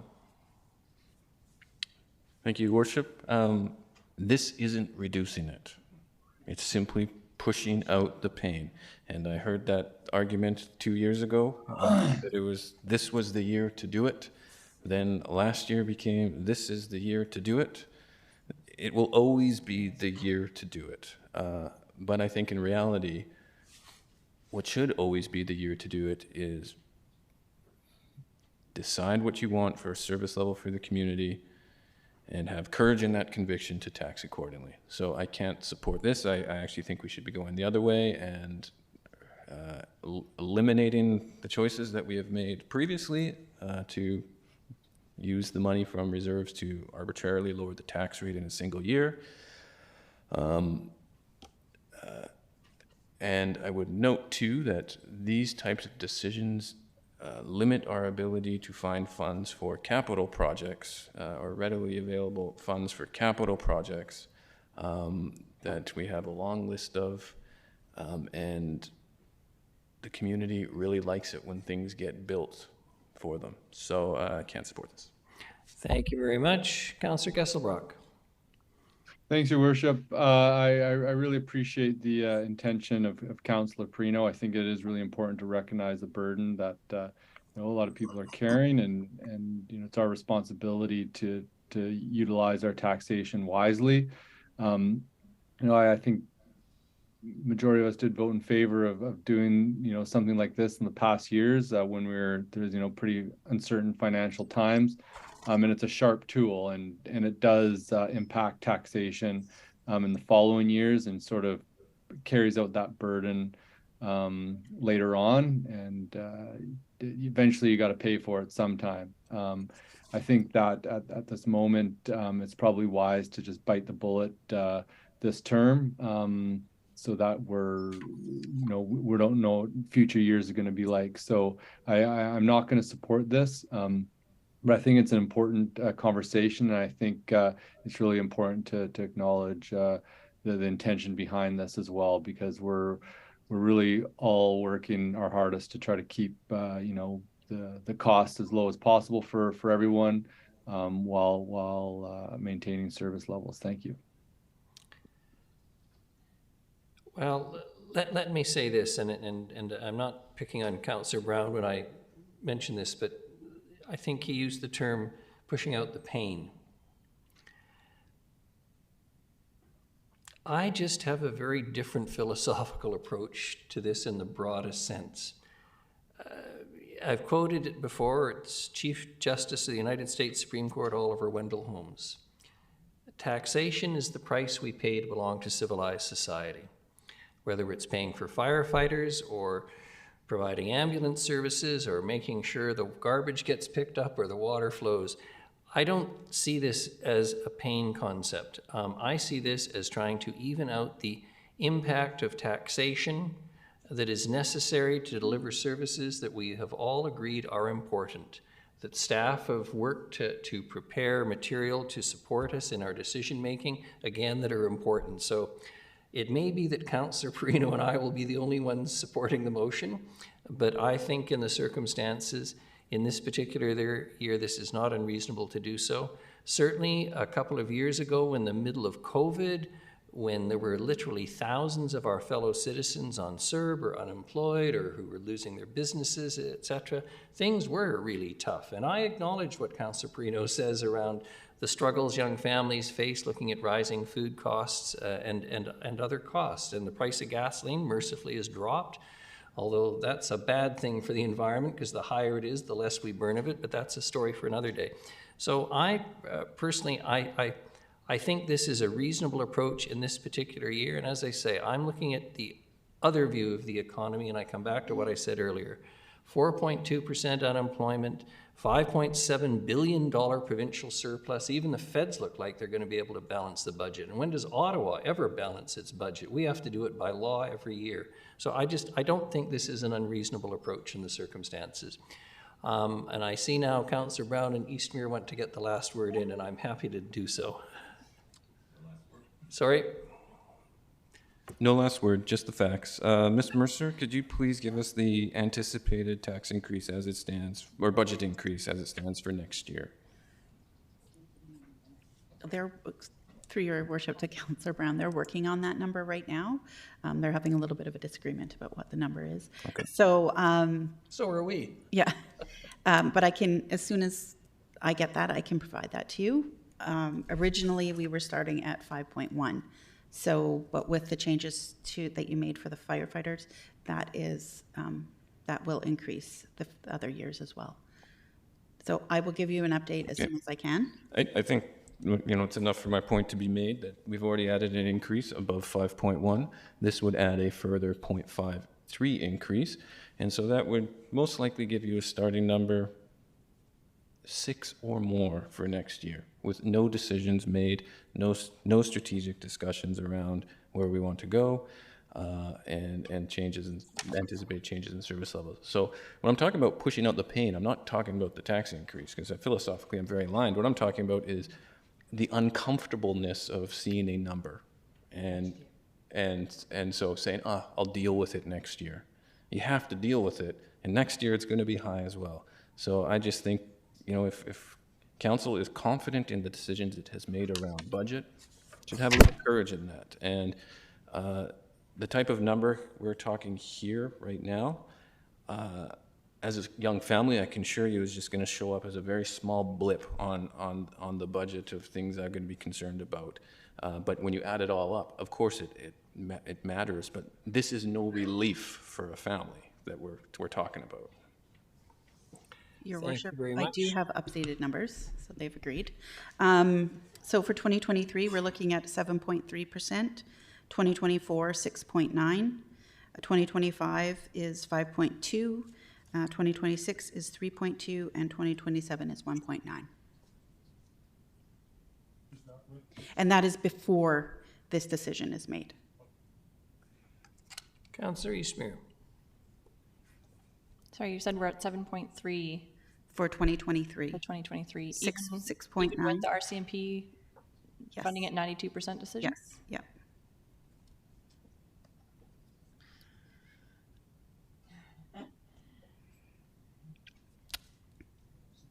I think any tools we have to help offset some of the decisions we've made today would be appreciated by a portion of the population. And yeah, if we don't use all of the tools that we have, you know, it's a waste. But at the same time, I understand what Councillor Brown is saying. Artificially using reserves to lower property taxes isn't best practices by my understanding. But yeah, it's a tough call, and I see that we're all sort of struggling with this decision, so I'm not sure. Councillor Himmons. Thank you, Your Worship. I can't support for the same rationale I gave for the previous decision, and that's that I don't think, I completely agree with Councillor Brown. Our job is to say what level of service the city needs and tax accordingly. And you know, there's conversation about how this is impacting families. I have a young family. I'm raising a young family in this city, and I can tell you from a philosophical standpoint, every month I don't dip into my savings to pay my bills, which is what I think this equates to. So we have to raise the money that we have, that matches the level of service that we have determined for the city. Otherwise, again, it's a shell game. So I'm not in support. Thank you. Councillor Thorpe. Yeah, thanks, Your Worship. This is a tough one for me as well, and I guess my way of looking at it is we have this amount of reserve designed as a cushion to in a small way, cushion our taxpayers against their annual increase. And we have a choice in front of us of using that money as one, I won't call it a large cushion, but a cushion this year. And I've already acknowledged that we live in very strange economic times, and this year is very special. But I also remember a year ago arguing against something similar because I said a year from now it's going to be just as bad or worse. Well, here we are, and it's just as bad or worse. And I think a year from now we don't know what the future is going to bring, and it might be nice to have some small cushion left that we could offer the public then as well. So that's my angle on this, and it's not a huge amount of money that we're talking about. It's not going to make a huge amount of difference to people's tax bill, but I just wonder philosophically if I'm more in favor of leaving some cushion for future. Thank you. Councillor Manley.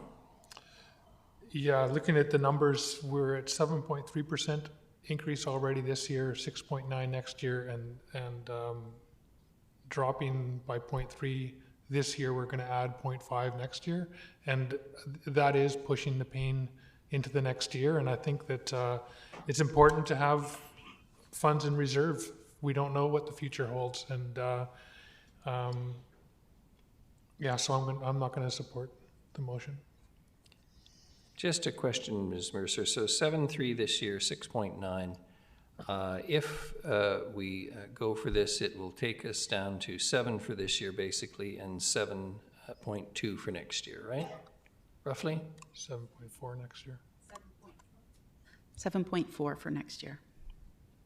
7.4 because if we're getting the 3%, I see, yes, okay, 7.4, gotcha. Thank you.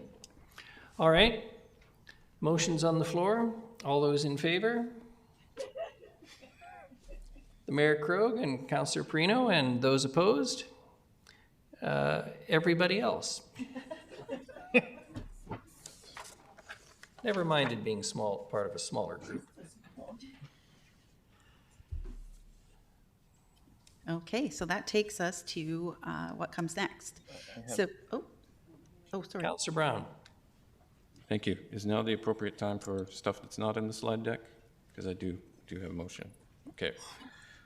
Now there has been some changes to the Strategic Infrastructure Reserve, so please jump in if, but I would like to move that $700,000 be allocated in the Strategic Infrastructure Reserve for combination with the $300,000 in the Pedestrian Improvement Fund to bring that to $1 million.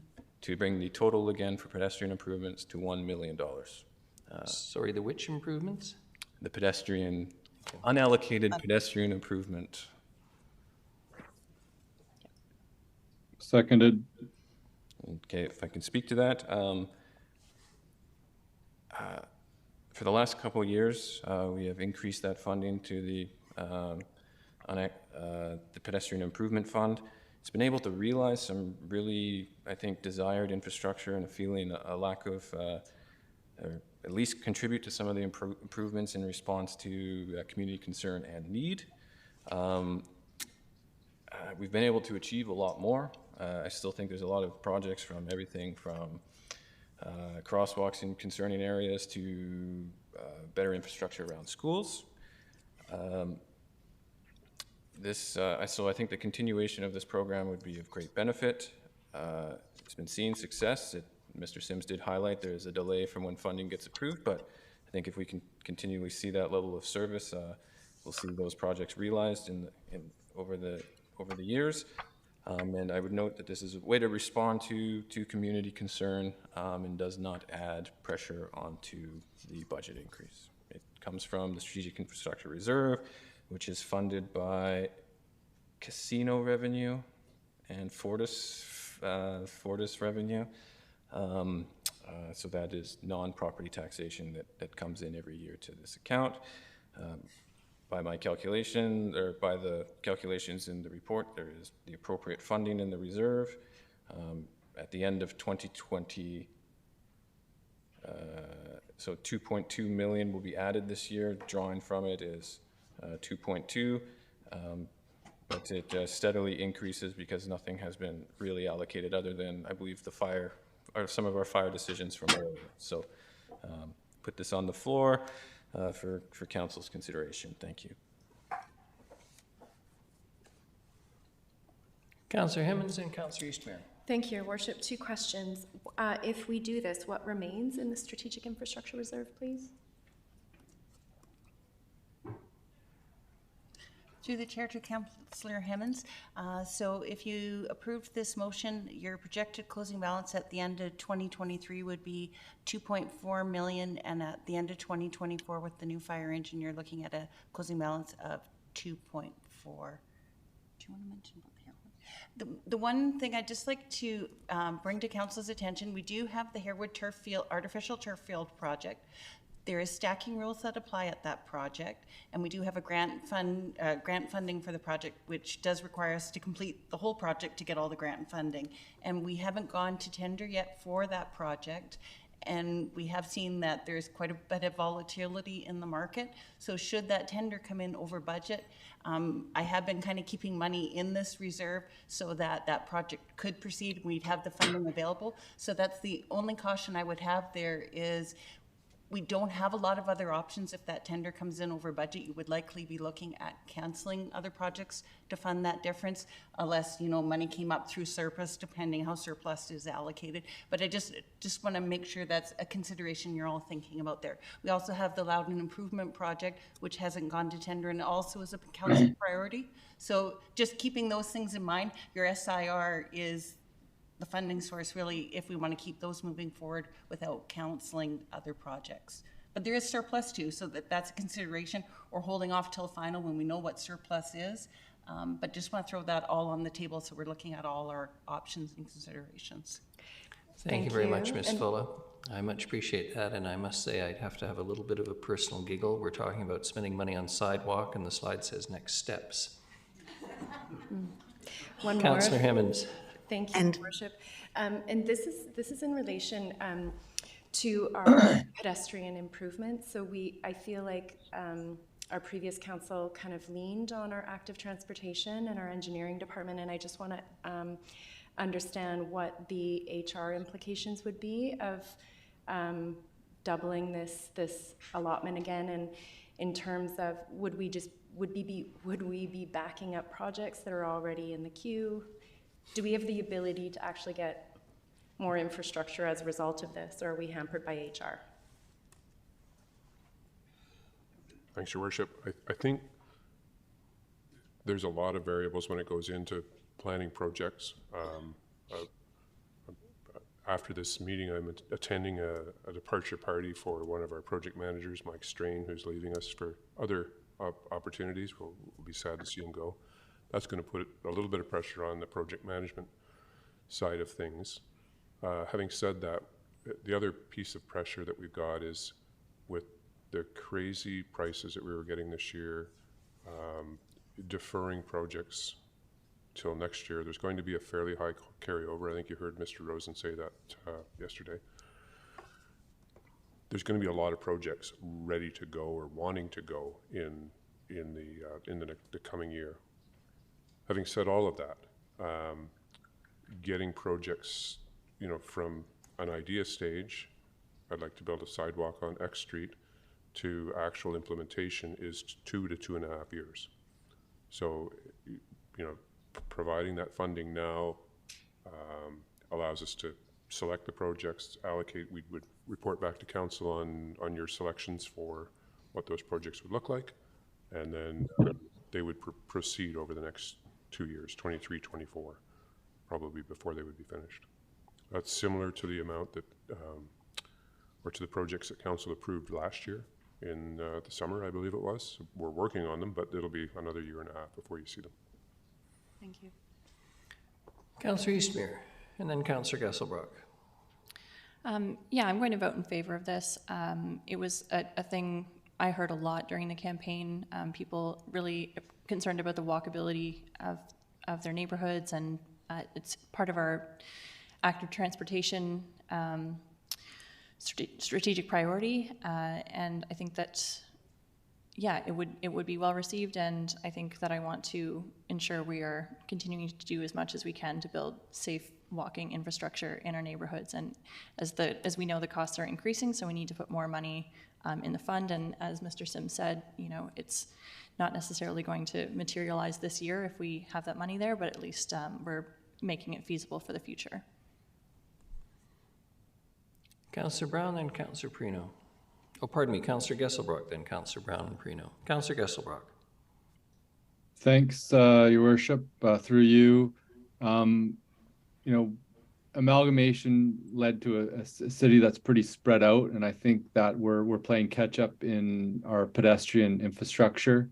The start of our last term, walking around in Harewood, the reports of a lot of emails that we received of unsafe crossing areas and a lot of people reaching out, and I know there's a backlog of projects in many other areas of town. And now, with the money that we allocated last term, walking down Bruce Ave here and seeing the crosswalks, it feels so much safer to be a pedestrian down in Harewood. And I think that people really recognize the investments that we've made in this front, and there's still a lot more to be done. So I think that this money is very well allocated, will be well used, and I think by putting it in the budget now, we'll see the fruition of those efforts in the next 2-3 years before the next term. And I think that's important to demonstrate that, yeah, when it comes down to it, we prioritize the safety of people that are walking on our streets, and it's something that we want to encourage, and it's something that we can really make a concrete difference on. Thank you. That was another good pun. Concrete. Councillor Brown and then Councillor Prino. Thanks, Your Worship. I'll be quick. Maybe I'm just feeling as optimistic as you are that these tenders will come back and we will be okay. But I do note, if not, just based on some of these timelines and when we have to adopt the final budget, there's there's room to change that 700,000 earmark to put it towards another project. So I hear what Ms. Full is saying. I think she brought up a very important point around how do we want to fund projects yesterday, and what's the level of burden on general taxation. But I just think we've got a successful thing going here. We have some funding in the Strategic Infrastructure Reserve, some of which we use today and some of which we may need to use. But I think earmarking it right now, knowing full well that we can have that flexibility in the spring if we need it to shift it elsewhere, just shows a commitment to carrying on a well-received program. Councillor Perino. Thank you, Your Worship. I have to say, during the election, number one emails I got were about areas to walk that were safe. Number one. However, so I like this motion, and I appreciate your comments, Councillor Brown. And the problem I have is if we can't finish that project by taking funds from this, then I'm concerned. So if we do this, there's a risk, right? That's your concern that. Through your worship to Councillor Perino. So if we started on a project and something unforeseen came up and it can now cost more money, we can't stop it at that point, but staff would come back to council looking for money, and we would provide you with options of where that money could come from. Okay. So you wouldn't get halfway through a project and it would stop. We would find other funds, and that could result in unstarted projects not being started. Or we might have a project that came in under budget and we could pull funds from there. So, or there could be some other reserve funds we could call. So there's different options we could have from there. Okay, thank you. I appreciate that. Thank you, Your Worship. Councillor Thorpe. Thanks, Your Worship. Just quickly, appreciate the intent of the motion, but I'm not going to support it. I'm personally not comfortable with moving this money. It's there. We've been told that there might well be a use for it in the coming year with major projects that we've already approved and want to see move ahead. So to suddenly put those in any way in jeopardy by moving money into a pot for some unknown future pedestrian projects, I can't support. If they become a priority, then we'll find money for them. But I'm not comfortable moving the money right now. Thanks. Councillor Manley. Thank you, Your Worship. When projects are proposed for new sidewalks or safer streets, could this reserve fund be tapped into at that point? Your Worship, it could be at any point. There's just for Councillor Manley's benefit, there's a $300,000 allocation to pedestrian unallocated. That's sort of a standing running line item for every year. In the last 2 years, as Councillor Brown referenced, Council's increased that by $700,000. And finance staff can correct me if I'm wrong. I don't know if that was always from the Strategic Infrastructure Reserve. It could be from Community Works funding, or there could be other sources that make up that funding. Yeah. Did I answer the question? I'm sorry, I lost track. Yeah, I'm just thinking that if we do leave the money in the reserves as we're, pushing forward with other projects like safe streets and sidewalks, I've heard it as well, and I think it's really important that we move forward on these kind of projects. But if we can allocate funds as the proposals come forward, then I think I'd be more comfortable with that. Thank you, Councillor Manley. Councillor Easter. Through you, Your Worship, sort of a question related to Councillor Thorpe's point about us not knowing what these pedestrian projects would be. Is it not my understanding that we have a very long list of prioritized pedestrian projects, and this would just help us to move through that list more expediently? Your Worship, I think that summarizes it quite nicely. But also the pedestrian, the improvements shift a little bit too, and council may become aware, or council may have a specific direction that they want to point staff in as well. So the normal mechanism would be that staff would come back to council with we'd like to allocate, recommend a list of allocated projects, whether it be for the $300,000 amount, and here's some other projects for consideration. It could come all together at that point in time. But yeah, in summary, it shortens the time frame that some of these projects get built out at. Thank you. Question for you, Mr. Sims, and I'm not expecting an exact answer. What's a meter of sidewalk unadorned and without any infrastructure underneath it, et cetera, costing now? What's the range? Your Worship, I'm sorry, I'm a little bit at sea on that one at the moment, but you know, in the $1,000 to $1,500 a meter range is linear, is kind of what we're looking at. So we're halfway through a sidewalk project, and we're getting the bills on Loudon and the artificial turf at the same time, and we have to pay for all of them. I don't want to put us in the situation where, frankly, that becomes a competition. We have heard the submissions on the artificial turf fields,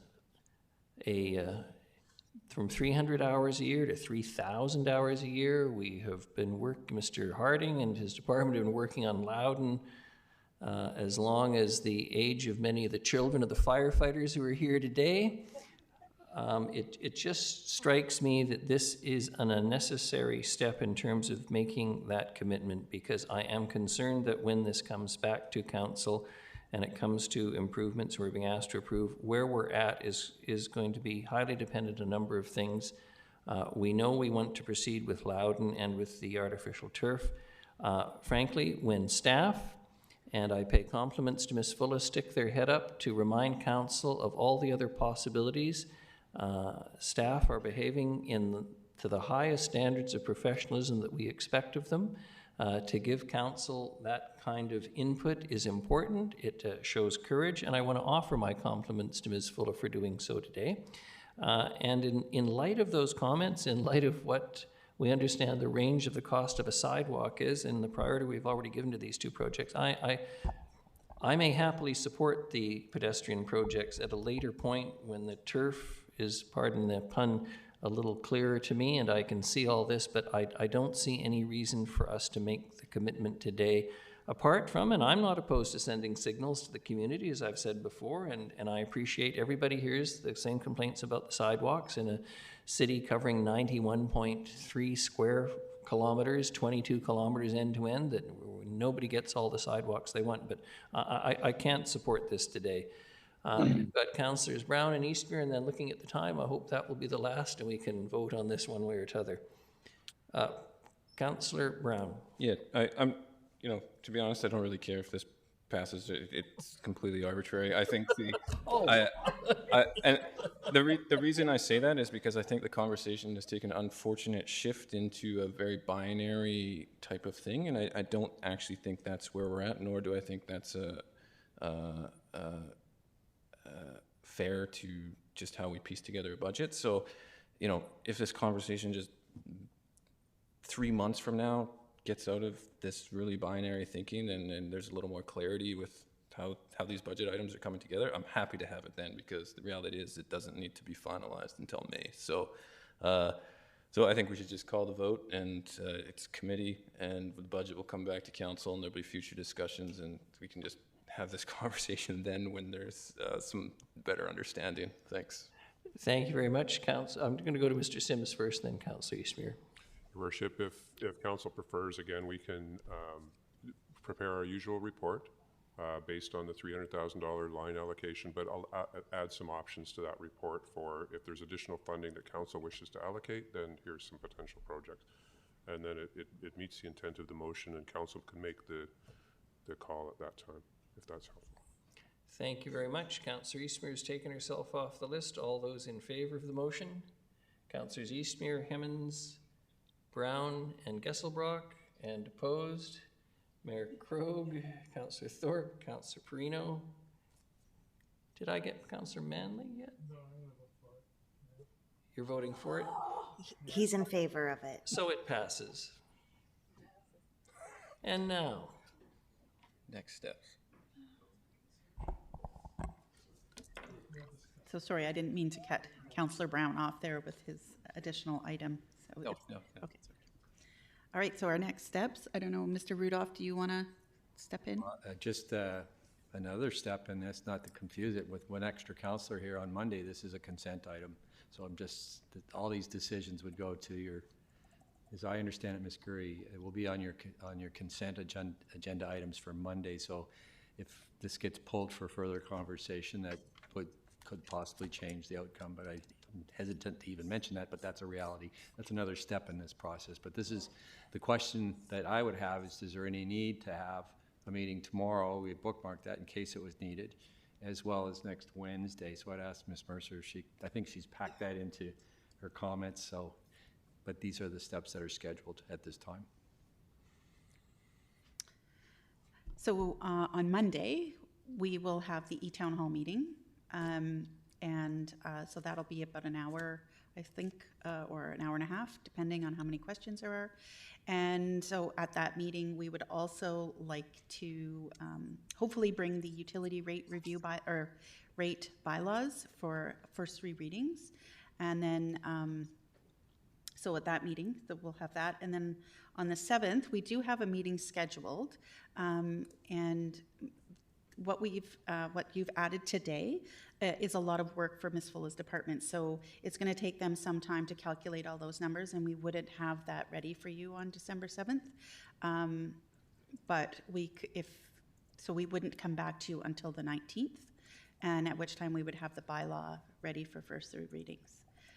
So it's that's where we're kind of at. It's if you want to have another meeting, we can schedule one, but it's going to take Ms. Fulla's group some time to actually figure out exactly what the numbers are. So, Your Worship, the question is, would Council wish to have another meeting after the E-Town Hall with final provisional numbers before you go to the 19th for the readings, or are you happy to allow this process to flow through to that time?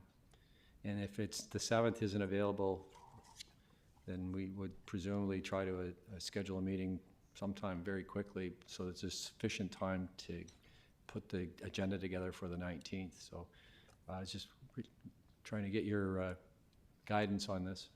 Councillor Perino. Your Worship, thank you. So through you, meeting on Monday, the meeting on Monday is part of our regular council meeting, is that correct? So there's no additional time being asked for. It's just our regular start time, and we'll go from there.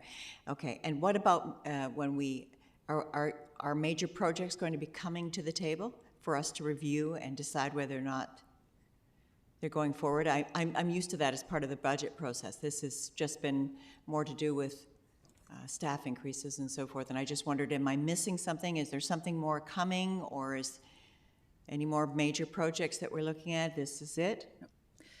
So through Your Worship to Councillor Perino, so no, this is it for the bylaw to be approved.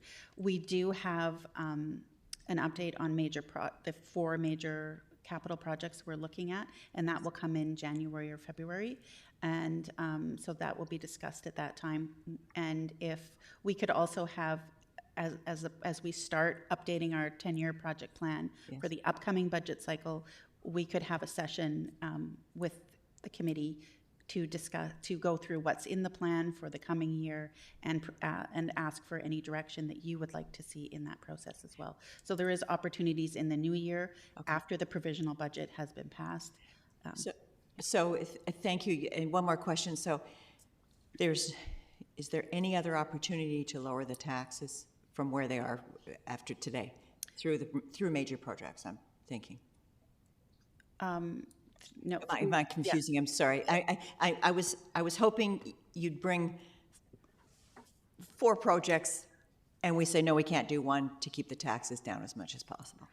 Right. So through Your Worship, the way we look at the budget is you tell us what projects you would like to see, and we add those to the ones that are asset management driven and that kind of thing.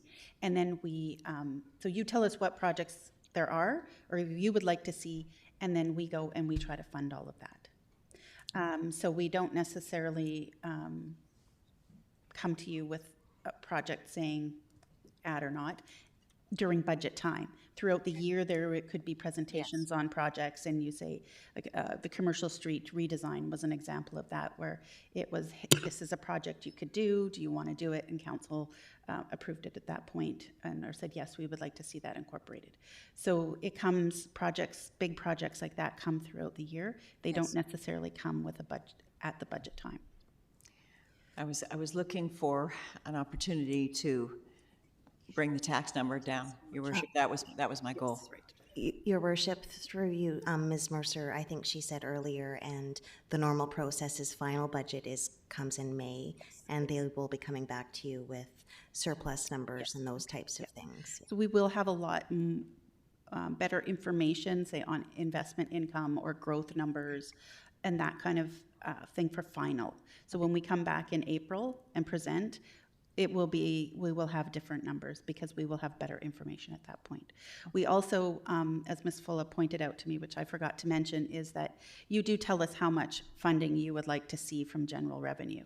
So this year is $8 million. If that was something that council didn't want to see, you could provide us with other directions, and then we would come back with a revised plan. So. Okay, thank you, Your Worship, thank you. All right. I'm not sensing any grand desire to have a meeting on the 7th. We don't need one tomorrow, for sure. So you've got the morning off, everyone. And if I'm not hearing any desire for meeting on the 7th, then we'll be heading towards the financial plan bylaw on December 19th. Everyone in agreement? Very good. No other business? So, Councillor Gesselbrook. Sorry, I wasn't tracking there. So no meeting tomorrow? That's correct. Great, thank you. No other business. A question period. Has there been a sign up on the sheet?